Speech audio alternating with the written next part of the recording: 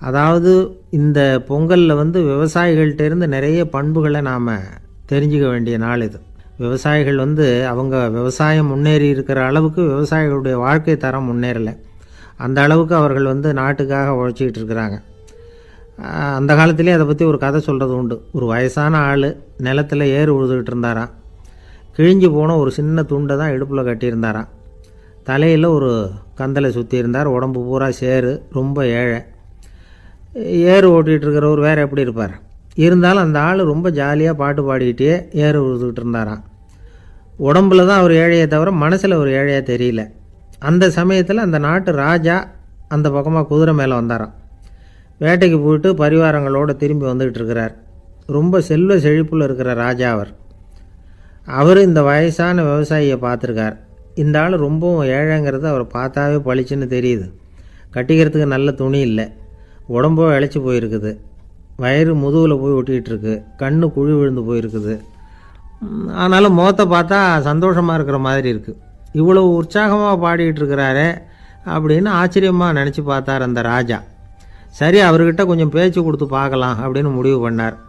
ஐயா பெரியவரே, இப்படி கொஞ்சம் வர முடியுமான்னாராம்.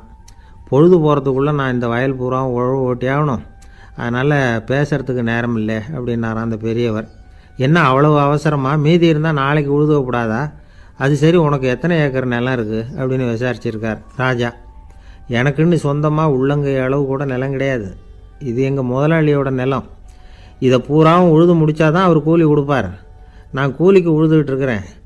உங்ககிட்ட பேசிக்கிட்டு இருந்தால் அவருக்கு துரோகம் பண்ணது மாதிரி ஆகிடும் அப்படின்னாராம். ராஜா குதிரையை விட்டு கீழே இறங்கினார். வரப்பில் நடந்து அந்த பெரியவர்கிட்டே போனாராம். சரி, ஒரு நாள் பூரா உழுதா உனக்கு எவ்வளவு கூலின்னு கேட்டிருக்கார். 8 அணா கூலி கிடைக்கும்னாராம் அவர். இது ரொம்ப காலத்துக்கு முன்னாடி நடந்த ஒரு சம்பவங்கிறதுனால அப்போ 8 அணா கூலிங்கிறது ரொம்ப பெருசு. இருந்தாலும் அதுவும் அந்த ராஜாவுக்கு பெரிய கூலியாக தெரியல. இவ்வளவு தானா, இதை வச்சுக்கிட்டு நீ எப்படி காலம் தள்ளுற அப்படின்னாராம். ஒன்றும் கவலை இல்லை அப்படின்னாராம் அவர். ராஜாவுக்கு ரொம்ப ஆச்சரியமாக போச்சு. 8 அணா கூலி வாங்குகிற இந்த ஆள் கவலை இல்லாமல் இருக்கிறார், ஏராளமான வசதியோடு இருக்கிறன்னா கவலை இல்லாமல் வாழ முடியலையே அப்படின்னு நினச்சி பார்த்துருக்கார். அது சரி, 8 அணாவில் எப்படி குடும்பம் நடத்துகிற அப்படின்னு கேட்டாராம். எனக்கு கிடைக்கிற 8 அணாவில் 2 அணா குடும்பத்துக்கு செலவழிக்கிறேன், 2 அணா பழைய கடனுக்கு கொடுக்குறேன், 2 அணா வந்து தர்மம் செய்கிறேன், 2 அணா வட்டிக்கு கொடுக்குறேன், ஒரு குறையும் இல்லைன்னாராம். ராஜாவுக்கு ஒன்றும் புரியல. எனக்கு ஒன்றும் புரியலேன்னு இருக்கார். ஐயா, எனக்கும் என் மனைவிக்கும் 2 அணா செலவாகுது. வயசான அம்மா அப்பா இருக்கிறாங்க, சின்ன வயசில் என்னை காப்பாற்றினவங்க அவங்க. அந்த கடனுக்கு 2 அணா செலவாகுது, அது பழைய கடன். என் தங்கச்சி ஒருத்தி ஆதரவு இல்லாத நிலைமையில் தன்னுடைய மகனோட என் வீட்டில் வந்து இருக்கிறா. அவளுக்கும் அவள் மகனுக்கும் 2 அணா செலவு பண்ணுறேன், அது தர்மம். எனக்கு 2 பிள்ளைங்க இருக்கிறாங்க, அவங்களுக்கு 2 அணா செலவு பண்ணுறேன், அது வட்டிக்கு கொடுக்கறது மாதிரி. பிற்காலத்தில் அவங்க எங்களை காப்பாற்றுவாங்க. அந்த வகையில் நான் திருப்தியோடு வாழ்ந்துக்கிட்டு இருக்கிறேன் அப்படின்னாராம். ராஜாவுக்கு அர்த்தம் புரிய ஆரம்பிச்சுதான். அந்த பெரிய நிலத்தை விலை கொடுத்து வாங்கி அந்த பெரியவருக்கே தானமாக கொடுத்துட்டாராம். இப்போ உழுதவருக்கே நிலம் சொந்தமாயிட்டுது. அன்னையிலேருந்து அரசனுக்கும் ஆறுதல் கிடைச்சிதான். இப்படி ஒரு கதை சொல்லுவாங்க. 8 அணா வருமானத்தை வச்சுக்கிட்டு எப்படி காலத்தை தள்ளுறதுன்னு சொல்கிறதுக்காக இந்த கதையை சொல்கிறதாக யாரும் தப்பாக நினச்சிக்கக்கூடாது. கிடைக்கிறத எப்படி பங்கு போடுறார், எப்படி திருப்தியாக வாழறார் அப்படிங்கிறது தான் முக்கியம். அது மாதிரி இன்றைக்கு இந்த பொங்கல் திருநாளில் உழவர்கள் மனசு மகிழ்ச்சியாக இருந்ததுன்னா அது எல்லாரும் மகிழ்ச்சியாக இருக்கிறது மாதிரி அர்த்தம். அதனால் அவர்கள்ட்டேருந்து நாம் வந்து பாடம் கற்றுக்கணும். சில உழவர்கள் வந்து தங்கள் நிலத்தில் விளையிறத தாங்கள் சாப்பிட மாட்டாங்க, அடுத்தவங்கள்ட்ட விற்றுட்டு சந்தையில் போய் வேறு அரிசி வாங்கிட்டு வந்து தான் இவங்க சாப்பிடுவாங்க. அப்படிப்பட்ட விவசாயிகள்லாம் இது உண்டு. பங்கிடுகிற பண்பை உழவர்கள்ட்டேருந்து கற்றுக்கொள்ளுங்கள் அப்படிம்பாங்க. ஒரு ஆள் நிம்மதியாக மகிழ்ச்சியாக இருந்தானா, உங்கள் நிம்மதிக்கும் மகிழ்ச்சிக்கும் என்ன காரணம்னு கேட்டிருக்கார் இன்னொருத்தர். என்கிட்ட இருந்தது பூராவையும் என் பிள்ளைங்களுக்கு சமமாக பங்கு போட்டு கொடுத்துட்டேன், எனக்குன்னு எதுவுமே வச்சுக்கல, அதுதான் நிம்மதிக்கு காரணம்ன்றிருக்கான். உங்ககிட்ட இருந்தது எவ்வளவு இருந்தது அப்படின்னு கேட்டிருக்காரு அவர். மொத்தமாக ஒரு 50,000 ரூபா இருக்கும் அப்படின்னு இருக்கான். அவ்வளவும் பணமாகவே இருந்ததா அப்படின்னு கேட்டிருக்காங்க அவங்க. இல்லைங்க, அவ்வளவும் கடன், அதை தான் பிரித்து கொடுத்துருக்கேன் பிள்ளைங்கக்கிட்ட அப்படின்னு நானும். அவன் எது ரொம்பவும் கஷ்டமான காரியம் அப்படின்னு கேட்டார் ஒருத்தர். ஒருத்தருக்கு ஒருத்தர் சண்டை போடாமல் இருக்கிறது தான் ரொம்ப கஷ்டமான காரியம் அப்படின்னு தோணுது. ஒரு நாட்டுக்கும் இன்னொரு நாட்டுக்கும் சண்டை, நாட்டுக்குள்ளேயே ஒரு குரூப்புக்கும் இன்னொரு குரூப்புக்கும் சண்டை. ஏன் சண்டை போட்டுக்கிறீங்கன்னு கேட்டு பாருங்கள். நாங்கள் சமாதானத்துக்காக தான் சண்டை போட்டுக்கிறோம் அப்படிம்பாங்க. வாழறதுக்காக பிறந்த மனுஷன் லட்சியத்துக்காக உயிரை விட தயார் அப்படின்னு சொல்லிகிட்டு இருப்பான். அப்படி உயிரை விடுறவங்கள நாமளும் பாராட்டுவோம். ஆனால் ஒன்றுமில்லாத விஷயங்களுக்கெல்லாம் சண்டை போடுறவங்களெல்லாம் அப்படிப்பட்டவங்களையும் சரி உயிரை விடுறவங்களையும் சரி என்னென்னு சொல்கிறது, யுத்தங்களாலேயும் சண்டைகளாலேயும் நாம் அடையிறது என்னங்கிறது ஒரு பக்கம் இருக்கட்டும், இழக்கிறது என்ன தெரியுமா? ஏராளமான உயிர்கள். ரத்தம் சிந்துறதுக்கு நான் தயார் அப்படின்னு மார்தட்டி சொல்லலாம். ஆனால் ரத்தம் சிந்தினா உயிர் காத்துக்கிட்டு இருக்க தயார் இல்லை. அதாவது உயிர் நமக்காக காத்துக்கிட்டு இருக்க தயார் இல்லை. இழக்கிற ரத்தத்தை ஈடுகட்டினா தான் உயிரை காப்பாற்ற முடியும். அதனால் இது சம்மந்தமாக ஆராய்ச்சி செய்கிற கட்டாயம் ஏற்பட்டு போச்சு. அதோட விளைவாக புதுசாக ஒன்றை கண்டுபிடிச்சிருக்கிறாங்க. அதுதான் செயற்கை ரத்தப்பொடி. இப்போ இந்த திடீர் சாம்பார் பொடி, திடீர் ரசப்பொடி, திடீர் காப்பி பொடி இப்படிலாம் சொல்கிறோம்ல, அது மாதிரி இது திடீர் ரத்தப்பொடி. இஸ்ரேல் ஒரு சின்ன நாடு, மக்கள் தொகை குறைச்சல், அதோட போர்கள் வேறு. அதனால் காயம்பட்டவங்களை காப்பாற்றியே தீர வேண்டிய கட்டாயம். காப்பாற்றணும்னா ரத்த இழப்பை தடுக்கணும். அப்படின்னா உடனடியாக புது ரத்தம் செலுத்தி ஆகணும். திடீர்னு ரத்தம் வேணும்னா எங்கே போகிறது? அதுவும் கிடைக்கிற ரத்தம் சேர்கிற குரூப்பாக இருக்கணும். ஒரு வேடிக்கை பார்த்தீங்களா, நான் வேறு குரூப்பு நீ வேறு குரூப்புன்னு இவன் சண்டை போடுறான். இதில் அடிபட்டவனுக்கு ரத்தம் கொடுக்க போனால் அதுலேயும் அது வேறு வேறு குரூப்பாக இருக்குது. அது ரத்தமும் வேறு வேறு குரூப்புன்னு சொல்லிகிட்டு இருக்குது. எந்த குரூப்பு ரத்தம் வேணும், அது உடனடியாக கிடைக்கலன்னா என்ன பண்ணுறது? இப்படிப்பட்ட கஷ்டம்லாம் நமக்கு வந்துடுது. இதுக்காக தான் விஞ்ஞானிகள் இந்த ரத்த பொடியை கண்டுபிடிச்சிருக்கிறாங்க. அதாவது ஒரு ஆள் அடிபட்டு போட்டான்னு வச்சுங்களேன், அவனுக்கு ரத்தம் கிடைக்கல, உடனே என்ன பண்ணலாம்? இந்த சுத்தப்படுத்தப்பட்ட தண்ணீரை கொஞ்சம் எடுத்துக்க வேண்டியது, அதில் இந்த ரத்த பொடியை கரைக்க வேண்டியது. இப்போ இந்த செயற்கை ரத்தம் தயாராகிட்டுது. இதை அந்த ஆள் உடம்புல ஏற்றி விட்டுற வேண்டியது. இயற்கையாக நம்ம உடம்பில் இருக்கிற ரத்தம் என்னென்ன வேலை செய்யுதோ அதே வேலையை இதுவும் செய்யும். அதாவது ஆக்சிஜனை உடம்புல எல்லா இடத்துக்கும் எடுத்துகிட்டு போகுது. அந்த வேலையை இந்த செயற்கை ரத்தமும் செஞ்சுடுது. ஆனால் ஒரு விஷயம், இந்த செயற்கை ரத்தம் ஒரு அவசரத்துக்கு தான் உபயோகப்படுத்தலாம், ஒரு முதல் உதவி மாதிரி. அதை அப்படியே நிரந்தரமாக விட்டுற முடியாது. பின்னாடி தேவையான குரூப்பு உண்மையான ரத்தம் கிடைச்ச உடனே அதை செலுத்திக்கணும். உண்மையான ரத்தத்தை 20லேருந்து 40 நாள் வரைக்கும் தான் பாதுகாக்க முடியும். அதுவும் குளிர்பதன பெட்டியில். அதுக்குள்ளே உபயோகப்படுத்தலைன்னா அது வீணாக போயிடும். இந்த ரத்த பொடி அப்படி இல்லை, எவ்வளோ நாள் வேணும்னாலும் அப்படியே வச்சுருக்கலாம். குளிர்பதன பெட்டியும் தேவையில்லை. ஆனால் ஒன்று, இது தண்ணியில் கலந்து செயற்கை ரத்தமாக ஆக்கிவிட்டா அதோட வலு 72 மணி நேரம் தான். அதாவது 3 நாள். அதுக்குள்ளே அந்த ஆசாமியை எங்கேயாவது ஆஸ்பத்திரிக்கு தூக்கிட்டு போய் உண்மையான ரத்தத்தை கொடுத்துடணும். சண்டையில் அடிபடுறவங்க, சாலை விபத்தில் அடிபடுறவங்க, இவங்களுக்கெல்லாம் அவசரத்துக்கு கை கொடுத்து உதவுறது இந்த செயற்கை ரத்த பொடி. அதுக்கப்புறம் நாம் கொடுக்குற ரத்தம் தான் அவங்கள காப்பாற்றணும். இன்றைக்கி ரத்தத்தை தானமாக கொடுக்க தயாராக இருக்கிற நல்ல உள்ளங்கள் ஏராளம். எவ்வளவு ஆக்சிடெண்ட்டு, ஆப்ரேஷன், இதில் சம்மந்தப்பட்டவங்களை காப்பாற்றுறது நாம் தானமாக கொடுக்குற ரத்தம் தானே. ஒரு ஆக்சிடெண்ட்டு, ஒரு ஸ்கூட்டர் ஒரு ஆள் மேலே மோதி விட்டுது, பார்த்து வரக்கூடாதா அப்படின்னா அந்த ஆள், நீ தான் பார்த்து நடக்கணும், ஏன்னா 20 வருஷமாக நான் அந்த ஸ்கூட்டரை ஓட்டிக்கிட்டு இருக்கிறேன் அப்படின்னானா இவன். இதுக்கு அவன் சொன்னானா, நீ தான் பார்த்து ஓட்டணும், ஏன்னா 40 வருஷமாக நான் இப்படி நடந்துக்கிட்டு இருக்கிறேன் அப்படின்னானா. ஒரு ஊரில் ஒரு ராஜா இருந்தார். பெரிய அரண்மனையில் தான் இருக்கிறார். எல்லா வசதியும் இருந்தது. இருந்தாலும் அவர் எல்லாரும் சொல்கிறது எப்படி தெரியுமா? பிச்சைக்கார ராஜா. அப்படி ஒரு பேர் அவருக்கு நிலச்சி போச்சு. ஜனங்களும் சரி, மற்ற தேசங்களில் உள்ளவங்களும் சரி, அவர் அந்த பேர் சொல்லியே குறிப்பிடுறது வழக்கமாக போட்டுது. இது அவருக்கு ரொம்ப கவலையாக போச்சு. என்ன இது, நம்மளை தேடி வர்றவங்களுக்கெல்லாம் நாம் சோறு போடுறோம், நம்ம புகழ்ந்து பாடல் ஏற்றி கொண்டு வர்ற புலவர்களுக்கெல்லாம் அவங்க எப்படி வந்தாலும் ஒருவேளை சோறு போடணுங்கிறது உத்தரவு. இவ்வளவுலாம் செஞ்சும் நம்மளை போய் பிச்சைக்கார ராஜான்னு எல்லாரும் சொல்கிறாங்களே, அது ஏன், எதுக்காக இப்படி சொல்கிறாங்க? இதுதான் ராஜாவுக்கு குழப்பம். சரி, இதை பற்றி நம்ம அமைச்சர்கள்கிட்ட கேட்கலாமா அப்படின்னு யோசனை பண்ணார். இந்த விஷயத்தை போய் அவங்கக்கிட்ட எப்படி கேட்குறதுன்னு அவருக்கு தயக்கமாக இருந்தது. கௌரவ குறைச்சலாக தெரிஞ்சுது அவருக்கு. சரி, சாதாரண குடிமக்கள்கிட்ட இதை பற்றி கேட்கலாமா அப்படின்னு யோசனை பண்ணார். கேட்கலாம், ஆனால் அவங்க யாரும் ராஜா முன்னாடி நின்று தைரியமாக பேசக்கூடிய அளவுக்கு இல்லை. ராஜாவோட குழப்பம் நாளுக்கு நாள் அதிகமாக போச்சு. கடைசியாக அவர் ஒரு முடிவுக்கு வந்தார். அதாவது இதை பற்றி ஒரு பிச்சைக்காரங்கிட்டே கேட்டு பார்த்துட்டா என்ன. இதுதான் அவர் பண்ண முடிவு. உடனே மாறு வேஷம் போட்டுக்கிட்டு நகர்வலம் போனார். ஒரு பிச்சைக்காரனை கண்டுபிடிச்சார். இதை பாருப்பா, நம்ம ராஜாவை எல்லாரும் பிச்சைக்கார ராஜான்னே சொல்கிறாங்களே, அதுக்கு என்ன காரணமாக இருக்கும் அப்படின்னு கேட்டார். அதுக்கு அவன் சொல்கிறான், இதுக்கான பதிலை இன்னும் ஒரு 30 நாளில் சொல்கிறேன் அப்படின்னா. உடனே இவருக்கு சந்தோஷம். உண்மையை அவங்ககிட்ட சொன்னார். நான் வேற யாரும் இல்லை, நான் தான் இந்த நாட்டு ராஜா. இப்போ நீ என் கூடவே வந்துடும், அரண்மனையிலேயே தங்கிக்கோ.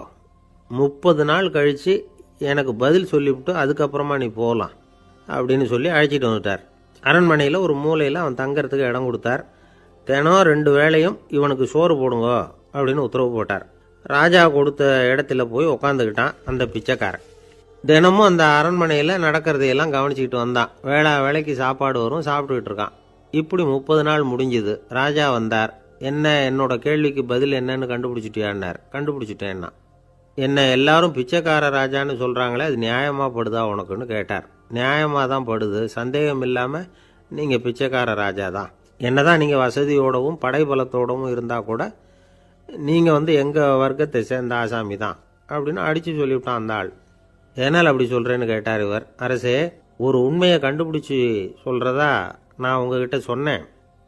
நீங்கள் ராஜ பரம்பரைன்னா உடனே உங்கள் கழுத்தில் கிடக்கிற முத்து மாலையை கழட்டி பரிசாக கொடுத்துருப்பீங்க, பொன்னையும் மணியையும் கொடுத்துருப்பீங்க. ஆனால் நீங்கள் அப்படி செய்யலை. என்னை ஒரு மூலையில் உட்கார வச்சு 2 வேளை சோறு போட சொன்னீங்க.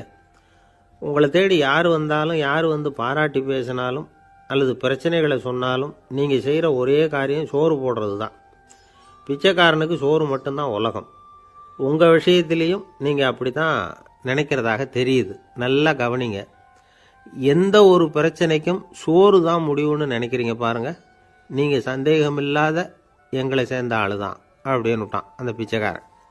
அதுக்கப்புறம் தான் அந்த ராஜா தன்னுடைய தவறுகளை எல்லாம் தேர்த்திக்கிட்டாராம். பசின்னு வர்றவங்களுக்கு சோறு தான் போடணும், அது தப்பு இல்லை. பாராட்ட வர்றவங்களுக்கெல்லாம் சோத்தையே போட்டு அனுப்புனா இப்படி தான் பேர் வரும். எனக்கு தெரிஞ்ச ஒருத்தர் தினமும் யாராவது ஒருத்தரை தன் வீட்டுக்கு அழைச்சிட்டு போவார், சாப்பாடு போட்டு அனுப்புவார். முன்னறிவிப்பு இல்லாமல் திடீர்னு ஒரு விருந்தாளியோட வீட்டில் போய் இவர் நிற்கிறது வழக்கம். அந்த அம்மாவும் இவருக்காக தயார் பண்ணி வச்சுருந்ததை இவர் அழைச்சிட்டு வந்திருக்கிற விருந்தாளிக்கு போட்டுருவாங்க. விருந்தாளி சாப்பிட்டுட்டு போனதுக்கப்புறம் இவர் மனைவி கிட்ட உனக்கு சிரமம் வேணாம் அப்படின்னு சொல்லிவிட்டு பக்கத்தில் உள்ள ஒரு ஹோட்டலுக்கு போய் காசு கொடுத்து சாப்பிட்டுட்டு வந்துடுவார். பல நாள் இப்படி நடக்கும். ஒரு நாள் அவரை தனியாக கூப்பிட்டுக்கிட்டு போய் ஏன் இப்படி பண்ணுறீங்கன்னு கேட்டோம். அதுக்கு அவர் சொல்கிறாரு, எங்கள் வீட்டு சாப்பாட்டிலேருந்து தப்பிக்கிறதுக்கு எனக்கு வேறு வழி எதுவும் தெரியல சார், அதனால தான் இப்படி பண்ணிகிட்ருக்கிறேன் அப்படின்னார் ரொம்ப பரிதாபமாக. ஒருத்தன் எப்படி நடந்துக்கிறாங்கிறத வச்சு தான் அந்த ஆள் எப்படிங்கிறத நாம் முடிவு பண்ணுறோம். ஆளுமைன்னு சொல்கிறோம்ல, அதுக்கு சூழ்நிலைகளை ஆளுகின்ற தன்மை அப்படின்னு விளக்கம் கொடுக்குறார் ஒரு உளவியல் நிபுணர். சரி, ஒரு மனிதனுடைய ஆளுமையை உருவாக்குகிற விஷயங்கள் என்னென்ன? பிறப்பு, வளர்க்கப்பட்ட விதம், படிப்பு, நண்பர்கள், சமுதாயம், இப்படி நிறைய உண்டு. ஆளுமையின் அடிப்படையில் சில மனநோய்கள் உண்டாகுது. அதெல்லாம் என்னென்னங்கிறத தெரிஞ்சு வச்சுக்கிட்டோம்னா நம்ம கூட இருக்கிறவங்கள அடையாளம் கண்டுபிடிக்கிறதுக்கு அது ரொம்ப உபயோகமாக இருக்கும். ஃப்ரெனாய்டு ஆளுமை அப்படின்னு ஒன்று. இந்த கோளாறு உள்ளவங்க எப்படி இருப்பாங்க தெரியுமா? அதிக உணர்ச்சி, சந்தேகம், பொறாமை இதெல்லாம் அதிகமாக இருக்கும். வளைஞ்சு கொடுக்க மாட்டாங்க. அடுத்தவங்களோட இணக்கமான உறவு இருக்காது. அவங்க செய்கிற தப்புக்கெல்லாம் அடுத்தவங்களை குறை சொல்லிகிட்டு இருப்பாங்க. இது ஒரு ரகம். அடுத்தது ஸ்கிசாய்டு ஆளுமை அப்படின்னு சொல்கிறாங்க. இந்த கோளாறு உள்ளவங்க அடுத்தவங்களோட பழக கூச்சப்படுவாங்க. சின்ன வயசுலேயே இது ஆரம்பமாயிடுது. பகல் கனவுலேயே சஞ்சரிப்பாங்க. அவங்களுடைய விரோதம், கோபம் இதை கூட வெளியில் காட்டிக்க முடியாமல் இருப்பாங்க. இவங்களுக்கு அகமுகம், பிரச்சனைகள்லேருந்து ஒதுங்கி எதுலேயும் ஈடுபாடு இல்லாதவங்களாக இருப்பாங்க. இப்படி ஒரு ரகம். அடுத்தது சைக்ளோதமிக் ஆளுமை அப்படின்னு சொல்கிறாங்க. அது என்னென்னா, உணர்ச்சிகளில் ஏற்றத்தாழ்வு அதிகமாக இருக்குமா. சில சமயம் பார்த்தா மகிழ்ச்சியாக இருப்பாங்க, சில சமயம் சோகமாக உட்காந்துருப்பாங்க. அவங்க மனநிலைக்கு தகுந்த மாதிரி சமூக நிகழ்ச்சிகளில் பங்கெடுத்துக்குவாங்க.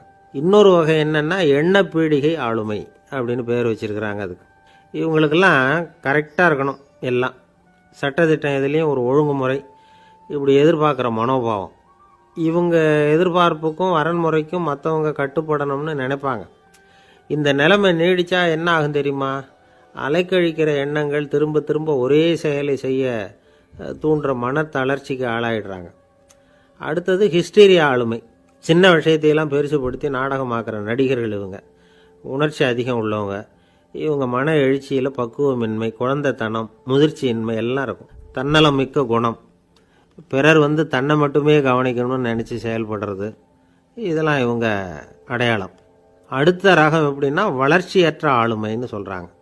அடுத்தவங்களோட இணங்கி போக முடியாதவங்க, அறிவு, மன எழுச்சி, சமூக உறவு இதில் எல்லாம் போதுமான வளர்ச்சியையும் நிறைவையும் பெற முடியாதவங்க, இவங்களால் வாழ்க்கையில் முன்னேற முடியாது. பிச்சைக்காரங்க, குற்றவாளிகள், இவங்ககிட்டெல்லாம் இது மாதிரியான ஆளுமை அதிகமாக இருக்குமா. அடுத்தது என்னென்னா சோர்வுடைய ஆளுமை. எதுலேயும் உற்சாகம் இல்லாமல் சோர்ந்து போயிருப்பாங்க. அதுக்கெல்லாம் நமக்கு வலிமை இல்லைப்பா அப்படின்னு சொல்லிகிட்டு இருப்பாங்க. சின்ன விஷயங்களுக்கெல்லாம் அதிர்ச்சி அடையிறது, வாழ்வின் சுவையை அனுபவிக்க முடியாதவங்க. இன்னொரு ரகம், இது கொதித்தெழும் ஆளுமைங்கிறாங்க. எதுக்கு எடுத்தாலும் ஆத்திரம், குரோதம், வன் செயல் இதிலெல்லாம் ஈடுபாடு, இப்படி உள்ளவங்க. நத்தை வகை ஆளுமை அப்படின்னு ஒன்று. அடுத்தவங்க மேலே விரோதம் இருக்கும், அடிக்கணுங்கிற எண்ணம் இருக்கும். ஆனால் அதை அப்படியே வெளியில் காட்டாமல் அதே சமயம் அமைதியான முறையில் வெறுப்பை வெளிக்காட்டுற ரகம். இவங்கெல்லாம் பேசாமல் கம்முன்னு இருந்துக்கிட்டே நினச்சதை நிறைவேற்றிக்கிறவாங்க. முன்ஜாக்கிரதை ஆளுமை அப்படின்னு ஒரு ரகமாக. பாதுகாப்பின்மை, சந்தேகம், முழுமையின்மை, அறவேக்காட்டுத்தனம் இந்த மனப்போக்கு அதிகமாக இருக்கிறதுனால அகம்பாவம், புடிவாதம், எச்சரிக்கை எல்லாம் அளவுக்கு மீறி இருக்கும். இதுவரைக்கும் நாம் பேசிக்கிட்டு இருந்த ஆளுமை பண்புகள் அளவுக்கு அதிகமாக போயிட்டுதுன்னா ஆளுமை கோளாறுகள் ஏற்படும். அதன் அடிப்படையில் மனவியாதிகள் வருமா. அதனால் இணக்கமான, எல்லாரும் விரும்புகிற இயல்பான ஆளுமையை பெறுவதற்கு நாம் முயற்சி செய்யணும் அப்படிங்கிறது மனோதத்துவ நிபுணர்களுடைய ஆலோசனை. ஒருத்தர் ஒரு மனோதத்துவ டாக்டரை தேடிட்டு வந்தாராம். டாக்டர், எனக்கு மனசில் ஏதோ வியாதி, ஆளுமை கோளாறு, அதாவது எனக்கு சீக்கிரமாக செத்து போனால் தேவையில்லைன்னு தோணுது அப்படின்னாராம். உடனே அந்த டாக்டர், சரி அப்படின்னா இங்கே இருங்க, நான் வைத்தியம் பார்க்குறேன் அப்படின்னாராம். ஆஃபீஸு முடிஞ்சு வீட்டுக்கு போகிற சமயத்தில் ஒருத்தர் கடைக்கு போய் ஸ்வீட் வாங்கினார். சரி, வீட்டுக்கு பிள்ளைங்களுக்கு தான் வாங்கிட்டு போகிறார் அப்படின்னு மற்றவங்க நினச்சாங்க. அவர் அப்படி செய்யலை. அந்த இடத்துலையே பொட்டலத்தை பிரித்தார். திருட மாதிரி அப்படியே சுற்றி ஒரு தரம் பார்த்துக்கிட்டார். யாரும் தெரிஞ்சவங்க இல்லைங்கிறத முடிவு பண்ணிவிட்டு அவசரமாக அதை அப்படியே போட்டு முழுகிவிட்டு கையை தொடச்சிக்கிட்டு நல்ல பிள்ளை மாதிரி நடந்து போக ஆரம்பிச்சிட்டார். அவர் யாருன்னா, அவரோட பிரச்சனை எல்லாருக்கும் தெரியாது, சில பேருக்கு தான் தெரியும். அதாவது அவர் உடம்பில் சர்க்கரை இருக்குதுன்னு டாக்டர் சொல்லிவிட்டாராம். அதனால் வீட்டில் சர்க்கரையே இவர் கண்ணில் காட்டுறதில்ல. அதனால் இவர் யார் கண்ணிலையும் படாமல் இப்படிப்பட்ட வேலைகள்லாம் செய்கிறது வழக்கம். யாருக்கும் தெரியாமல் இப்படி ஸ்வீட்டை வாங்கி சாப்பிட்டுட்டு அவர் பாட்டுக்கு போயிடுறது. இப்படிப்பட்டவங்களுக்கெல்லாம் கொஞ்சம் ஆறுதலான தகவல் இன்றைக்கி. அது என்னென்னா, நாம் சாப்பிட்ற சர்க்கரைக்கும் நம்ம உடம்பில் உள்ள சில கோளாறுகளுக்கும் அப்படி என்ன தான் சம்மந்தம் இருக்குது. இதை பற்றி சமீபத்தில் சில ஆராய்ச்சிகள்லாம் நடந்திருக்குது. ஏன்னா சர்க்கரைன்னாவே விஷம் மாதிரி அதை பார்க்குறவங்களும் சில பேர் உண்டு. சின்ன பிள்ளைங்களுக்கு வயத்தில் பூச்சி உண்டாகிறதுலேருந்து பெரியவங்களுக்கு நீரிழிவு வர்ற வரைக்கும் எல்லாத்துக்கும் சர்க்கரை தான் காரணம்னு சொல்லிகிட்டு இருக்கிறோம். ஆனால் அந்த அளவுக்கு பயப்பட வேண்டிய அவசியம் இல்லை அப்படின்னு சொல்கிறாங்க. சர்க்கரை வியாதி, இருதய நோய், பித்த நீர்ப்பை நோய், இதெல்லாம் சில நோய்கள்லாம் நாம் சாப்பிட்ற சர்க்கரைக்கும் தொடர்பு இருக்குன்னு நினைக்கிறோம். ஆனால் அப்படி சம்பந்தம் உண்டுங்கிறதுக்கு போதுமான அளவுக்கு ஆதாரம் இல்லை அப்படிங்கிறாங்க ஆராய்ச்சியாளர்கள். ஒரே ஒரு சம்பந்தம் தான் உறுதியாக இருக்குதான். அதுவும் இந்த பல் சிதைவு அப்படின்னு இருக்கு இல்லையா, அந்த சர்க்கரை சாப்பிட்றதுக்கும் இந்த பல் சிதைவுக்கும் சம்பந்தம் இருக்குது அப்படிங்கிறத மட்டும் உறுதியாக சொல்கிறாங்க. சர்க்கரைன்னா நாம் சாப்பிட்ற ஜீனி மட்டும் இல்லை, பழம், காய்கறி, பால், தேன் இப்படி எல்லாத்துலேயும் அது இருக்குது. கேரட்டு கொடுக்குற சத்தில் 88% சர்க்கரை, ஆப்பிள் கொடுக்குற சக்தியில் 95% சர்க்கரை. இது ஜீனி சர்க்கரை, இது ஆப்பிள் சர்க்கரை அப்படிங்கிற வித்தியாசம்லாம் உடம்புக்கு கிடையாது. ரெண்டுமே உடனடியாக சக்தி கொடுக்குது. ஒரு ஸ்பூன் சர்க்கரையில் 16 கலோரி தான் சத்து இருக்குது. அதிகமாக சர்க்கரை சாப்பிட்டா நீரிழிவு வந்துருங்கிறது தப்பான ஒரு அபிப்பிராயம். டயபெட்டிஸுங்கிறது ஒரு மெட்டபாலிக் டிசார்டர், அவ்வளவுதான். அதாவது நாம் சாப்பிட்ற சர்க்கரையை நம்ம உடம்பு திறமையாக உபயோகப்படுத்திக்க முடியல அப்படின்னு அர்த்தம். அதனால தான் அதிகமாக இனிப்பு வேணாம்னு சொல்கிறோம். ஏற்கனவே உடம்பால் முடியாத ஒன்றை மறுபடியும் அது தலையில் சுமத்தி அதிகமாக வேலை வாங்க வேணாமே அப்படிங்கிறதுக்காக தான். ஆகாரத்தில் அதிகமாக சர்க்கரை இருந்தால் அதனால் உடனே சர்க்கரை வியாதி வந்துடும்ங்கிறதுக்கு விஞ்ஞான ரீதியாக போதுமான ஆதாரம் இல்லை. அதனால் எப்போவாவது அதிகமாக ஸ்வீட்டு சாப்பிட்டுட்டா ஐயோ அதிகமாக சாப்பிட்டோமோ, என்ன பண்ண போகுது தெரியலையே அப்படின்னு நினச்சி மனசை போட்டு குழப்பிக்க வேண்டியதில்லை. பொதுவாக எதுவுமே அதிகமாக வேண்டாம், எல்லாம் சீராக இருந்தால் போதும். நீரிழிவுங்கிறது புதுசாக வந்துட்ட ஒரு நோய் இல்லை, ரொம்ப காலமாகவே இருக்கிற ஒன்று தான். நம்ம முன்னோர்கள் இதை மதுமேகம் அப்படின்னு சொல்லுவாங்க. அதை கட்டுப்படுத்துறதுக்கு அவங்களே சில வழிமுறையை சொல்லி வச்சுருக்கிறாங்க. அது என்னென்னா வேறு ஒன்றும் இல்லை, இந்த பாவக்காய், முள்ளங்கி, அருகம்புல், அவ்வளவுதான். வெள்ளை முள்ளங்கி இருக்குல்ல, அதை வாரத்துக்கு 3 நாள் சாப்பிட்டுக்கிட்டு வாங்க. நூலுக்கோல் ரொம்ப நல்லது. இல்லைன்னா முள்ளங்கி சாறு 1 ounce சாப்பிட்டுட்டு வரலாம். ரத்தத்தில் சேர்கிற சர்க்கரை அளவை இதெல்லாம் கட்டுப்படுத்துது. சிறுநீரில் காணப்படுகிற சர்க்கரை அளவையும் சமநிலைப்படுத்துது. தினமும் ஆகாரத்தில் கோதுமை, கேழ்வரகு, வெந்தயம், கருவேப்பிலை, சோயாபீன்ஸ் எது கிடைக்குதோ சேர்த்துக்கலாம். இப்படிலாம் செஞ்சுக்கிட்டு வந்தால் அப்புறம் வீட்டுக்கு தெரியாமல் கடையில் போய் நின்றுக்கிட்டு ஸ்வீட் வாங்கி திருட்டுத்தனமாக சாப்பிட வேண்டிய அவசியமே உங்களுக்கு வராது. 2 ஆசாமிகள் கடற்கரையில் உட்காந்து சாவகாசமாக பேசிக்கிட்டு இருந்தாங்களாம். ஒருத்தர் சொன்னார், இன்னொருத்தருக்கு தெரியாமல் ஸ்வீட்டு சாப்பிட்றதே எப்பவும் இடைஞ்சல் தான் சார். நேற்றுக்கு பாருங்கள், அப்படி தான் சாப்பிட்டுக்கிட்டு இருந்தேன், வீட்டுக்காரி கண்ணில் போட்டுவிட்டுதோ, அதுக்கப்புறம் ஒரே ரகலையாக போச்சு அப்படின்னாராம். எனக்கு கூட அப்படி தான் சார் ஆகிட்டுது, ஒரே ரகலை அப்படின்னாராம் இன்னொருத்தர். நீங்கள் சாப்பிட்டதும் உங்கள் வீட்டுக்காரங்க கண்ணில் போட்டுவிட்டுதா சார் அப்படின்னு கேட்டிருக்கார் இவர். அதுக்கு அவர் சொன்னாராம், அப்படி இல்லை சார், கடைக்காரர் கண்ணில் போட்டுவிட்டுதோ, நான் அவருக்கு தெரியாமல் அந்த ஸ்வீட்டை அவர் கடையிலேருந்து எடுத்திருந்தேன் அப்படின்னு விளக்கம் கொடுத்தாராம் இந்த ஆள். ஒருத்தர் முகத்தை தொங்க போட்டுக்கிட்டு ஒரு மாதிரியாக வந்தார். என்ன விஷயம்னு விசாரித்தேன். என்னுடைய நண்பன் ஒருத்தங்கிட்ட கருத்து வேறுபாடு, இனிமேல் நமக்குள்ளே எந்த சம்மந்தமும் வேணாம்னு நட்பை முறிச்சிட்டு வந்துட்டேன்னா. நண்பர்கள்னு இருந்தால் கருத்து வேறுபாடு வரத்தான் செய்யும்னே. கருத்து வேறுபாடு வராமல் இருக்கிறதுக்கு ஏதாவது வழி உண்டா அப்படின்னு கேட்டாங்க. அதை பற்றி நிபுணர்கள் சில யோசனைகளை சொல்லியிருக்கிறாங்கன்னு. முதல் விஷயம் என்னென்னா, உங்கள் நண்பனுக்கு ஒரு செய்தி சொல்லணும்னா அதை நீங்களே நேரடியாக சொல்லுங்கள், அல்லது உங்கள் கைப்பட கடிதம் எழுதுங்க. அதாவது நேரடி தொடர்பு முக்கியம். அதை விட்டுட்டு இன்னொருத்தர் மூலமாக நண்பர்களுக்கு செய்தி அனுப்புனா நீங்கள் சொல்கிற செய்தி அப்படியே போய் சேராது, அது சேதமாயிடும். கூட்டி குறைச்சி சொல்லிவிடுவாங்க, அது குழப்பத்தில் கொண்டாந்து விட்டுரும். இது ஒரு யோசனை. 2வது யோசனை என்னென்னா, நீங்கள் ஒரு நல்ல காரியத்தை செய்யும் பொழுது உங்கள் நண்பரையும் சேர்த்துக்குங்க, அவருக்கும் அதில் ஒரு ஈடுபாட்டை உருவாக்குங்க. 3வது யோசனை, நம்ம பக்கத்தில் இருக்கிற நண்பர் மகிழ்ச்சி அடைகிற மாதிரி ஏதாவது செய்யணும். சின்ன சின்ன செயல்களாக இருந்தாலும் பரவாயில்ல, அவர் நமக்கு எதுவும் செய்யலையே, நாம் எதுக்கு செய்யணும் அப்படின்னு நினச்சிக்கிட்டு இருக்கக்கூடாது. 4வது யோசனை என்னென்னா, உங்களுக்கு ஒரு பிரச்சனையா அல்லது உங்கள் நண்பருக்கு ஒரு பிரச்சனையா, எதுவாக இருந்தாலும் 2 பேரும் சேர்ந்து உட்காந்து ஆலோசனை பண்ணுங்கள். நம்ம யோசனையும் கேட்கப்படுதே அப்படிங்கிற நினைப்பே அவருக்கு ஒரு மன நிறைவை உண்டாக்குமா. 5வது யோசனை, உங்கள் நண்பர் ஏதோ ஒரு காரியத்தை செய்கிறார், நீங்கள் உடனே அவசரப்பட்டு நீ செய்கிறது தப்புன்னு தீர்ப்பு சொல்லக்கூடாது. அவர் அதை செய்யறதுக்கான நியாயங்கள் எவ்வளவோ இருக்கும், அதை புரிஞ்சுக்கிறதுக்கு முயற்சி பண்ணணும். 6வது யோசனை, உங்கள் நண்பர் என்ன சொன்னாலும் அதை பொறுமையாக கேளுங்க. அவர் சொல்கிறத புரிஞ்சுக்கணும், அவர் சொல்ல விரும்புகிறத புரிஞ்சுக்கணும், அவர் சொல்ல முடியாமல் தவிக்கிறதையும் புரிஞ்சுக்கணும். இப்படி 3 விதமாகவும் அவரை புரிஞ்சுக்கிட்டு அதுக்கு தகுந்த மாதிரி செயல்படணும். 7வது யோசனை என்னென்னா, உங்கள் நண்பர் உங்ககிட்ட ஏதோ ஒரு கருத்தை சொல்கிறார், அது உங்களுக்கு பிடிக்கல, அதுக்காக உடனே நீ சொல்கிறது சரியில்லை, நான் ஒத்துக்க மாட்டேன் அப்படின்லாம் மறுத்துக்கிட்டு இருக்கக்கூடாது. அவர் சொல்கிறத கேட்கணும், பொறுமையாக சிந்திக்கணும், அதுக்கப்புறம் பதில் சொல்லணும். இப்படிலாம் நடந்துக்கிட்டால் நண்பர்களுக்குள்ள கருத்து வேறுபாடு வர்றதுக்கு வாய்ப்பே இருக்காது அப்படின்னு வல்லுநர்கள் தொகுத்து சொல்லியிருக்கிறாங்க இந்த யோசனைகளை. எனக்கு தெரிஞ்ச சில நண்பர்கள் உண்டு, அவங்களுக்குள்ளேயும் கருத்து வேறுபாடுகள் வராமல் இருக்கிறதுக்கு சில நுட்பங்களை கையாளுறது உண்டு. ஒருத்தர் சொன்னார், அந்த டாக்டர் சின்ன வயசுலேருந்து என் கூட பழகினவர், நாங்கள் 2 பேரும் இணை பிரியாத நண்பர்கள், இருந்தாலும் எனக்கு உடம்பு சரியில்லைன்னா நான் அவர்கிட்ட வைத்தியம் பார்த்துக்க மாட்டேன் அப்படின்னார் ஒருத்தர். ஏன் அப்படின்னு கேட்டேன். எங்கள் நட்பு கெட்டுப்போடக்கூடாது இல்லையா, அதனால தான் அப்படின்னார் இவர். ஒரு மனுஷனுக்கு 3 விதத்தில் கர்வம் உண்டாகிறதுக்கு வாய்ப்பு உண்டு. பணம், பதவி, புகழ். பணம் அதிகமாக வந்தால் கர்வம் வரலாம், பதவி பெருசாக வந்துட்டுதுன்னா கர்வம் வரலாம், புகழ் அதிகமாக போனாலும் கர்வம் வரலாம். இந்த 3 வகையான கர்வத்துக்கும் இடம் கொடுக்காமல் இருக்கிறாங்க பாருங்கள், அவங்க தான் சிறந்த மனிதர்கள். ஒரு பெரிய பொறுப்பில் இருக்கிறவங்களுக்கு கர்வம் வந்துடக்கூடாது. அப்படி வந்துட்டுதுன்னா அது எல்லாருக்கும் இடைஞ்சல். ஒரு ராஜா இருந்தார். அவர் ஒரு நாள் தன்னுடைய தலைநகரத்தை சுற்றி வந்துக்கிட்டு இருந்தார். ஒரு இடத்துல ஒரு அழகான நிலத்தை பார்த்தார். ஆஹா, இந்த இடத்துல நமக்குன்னு ஒரு மாளிகையை கட்டினா எவ்வளோ நல்லாயிருக்கும் அப்படின்னு நினச்சார். ராஜா நினச்சா அது முடியாத காரியமா?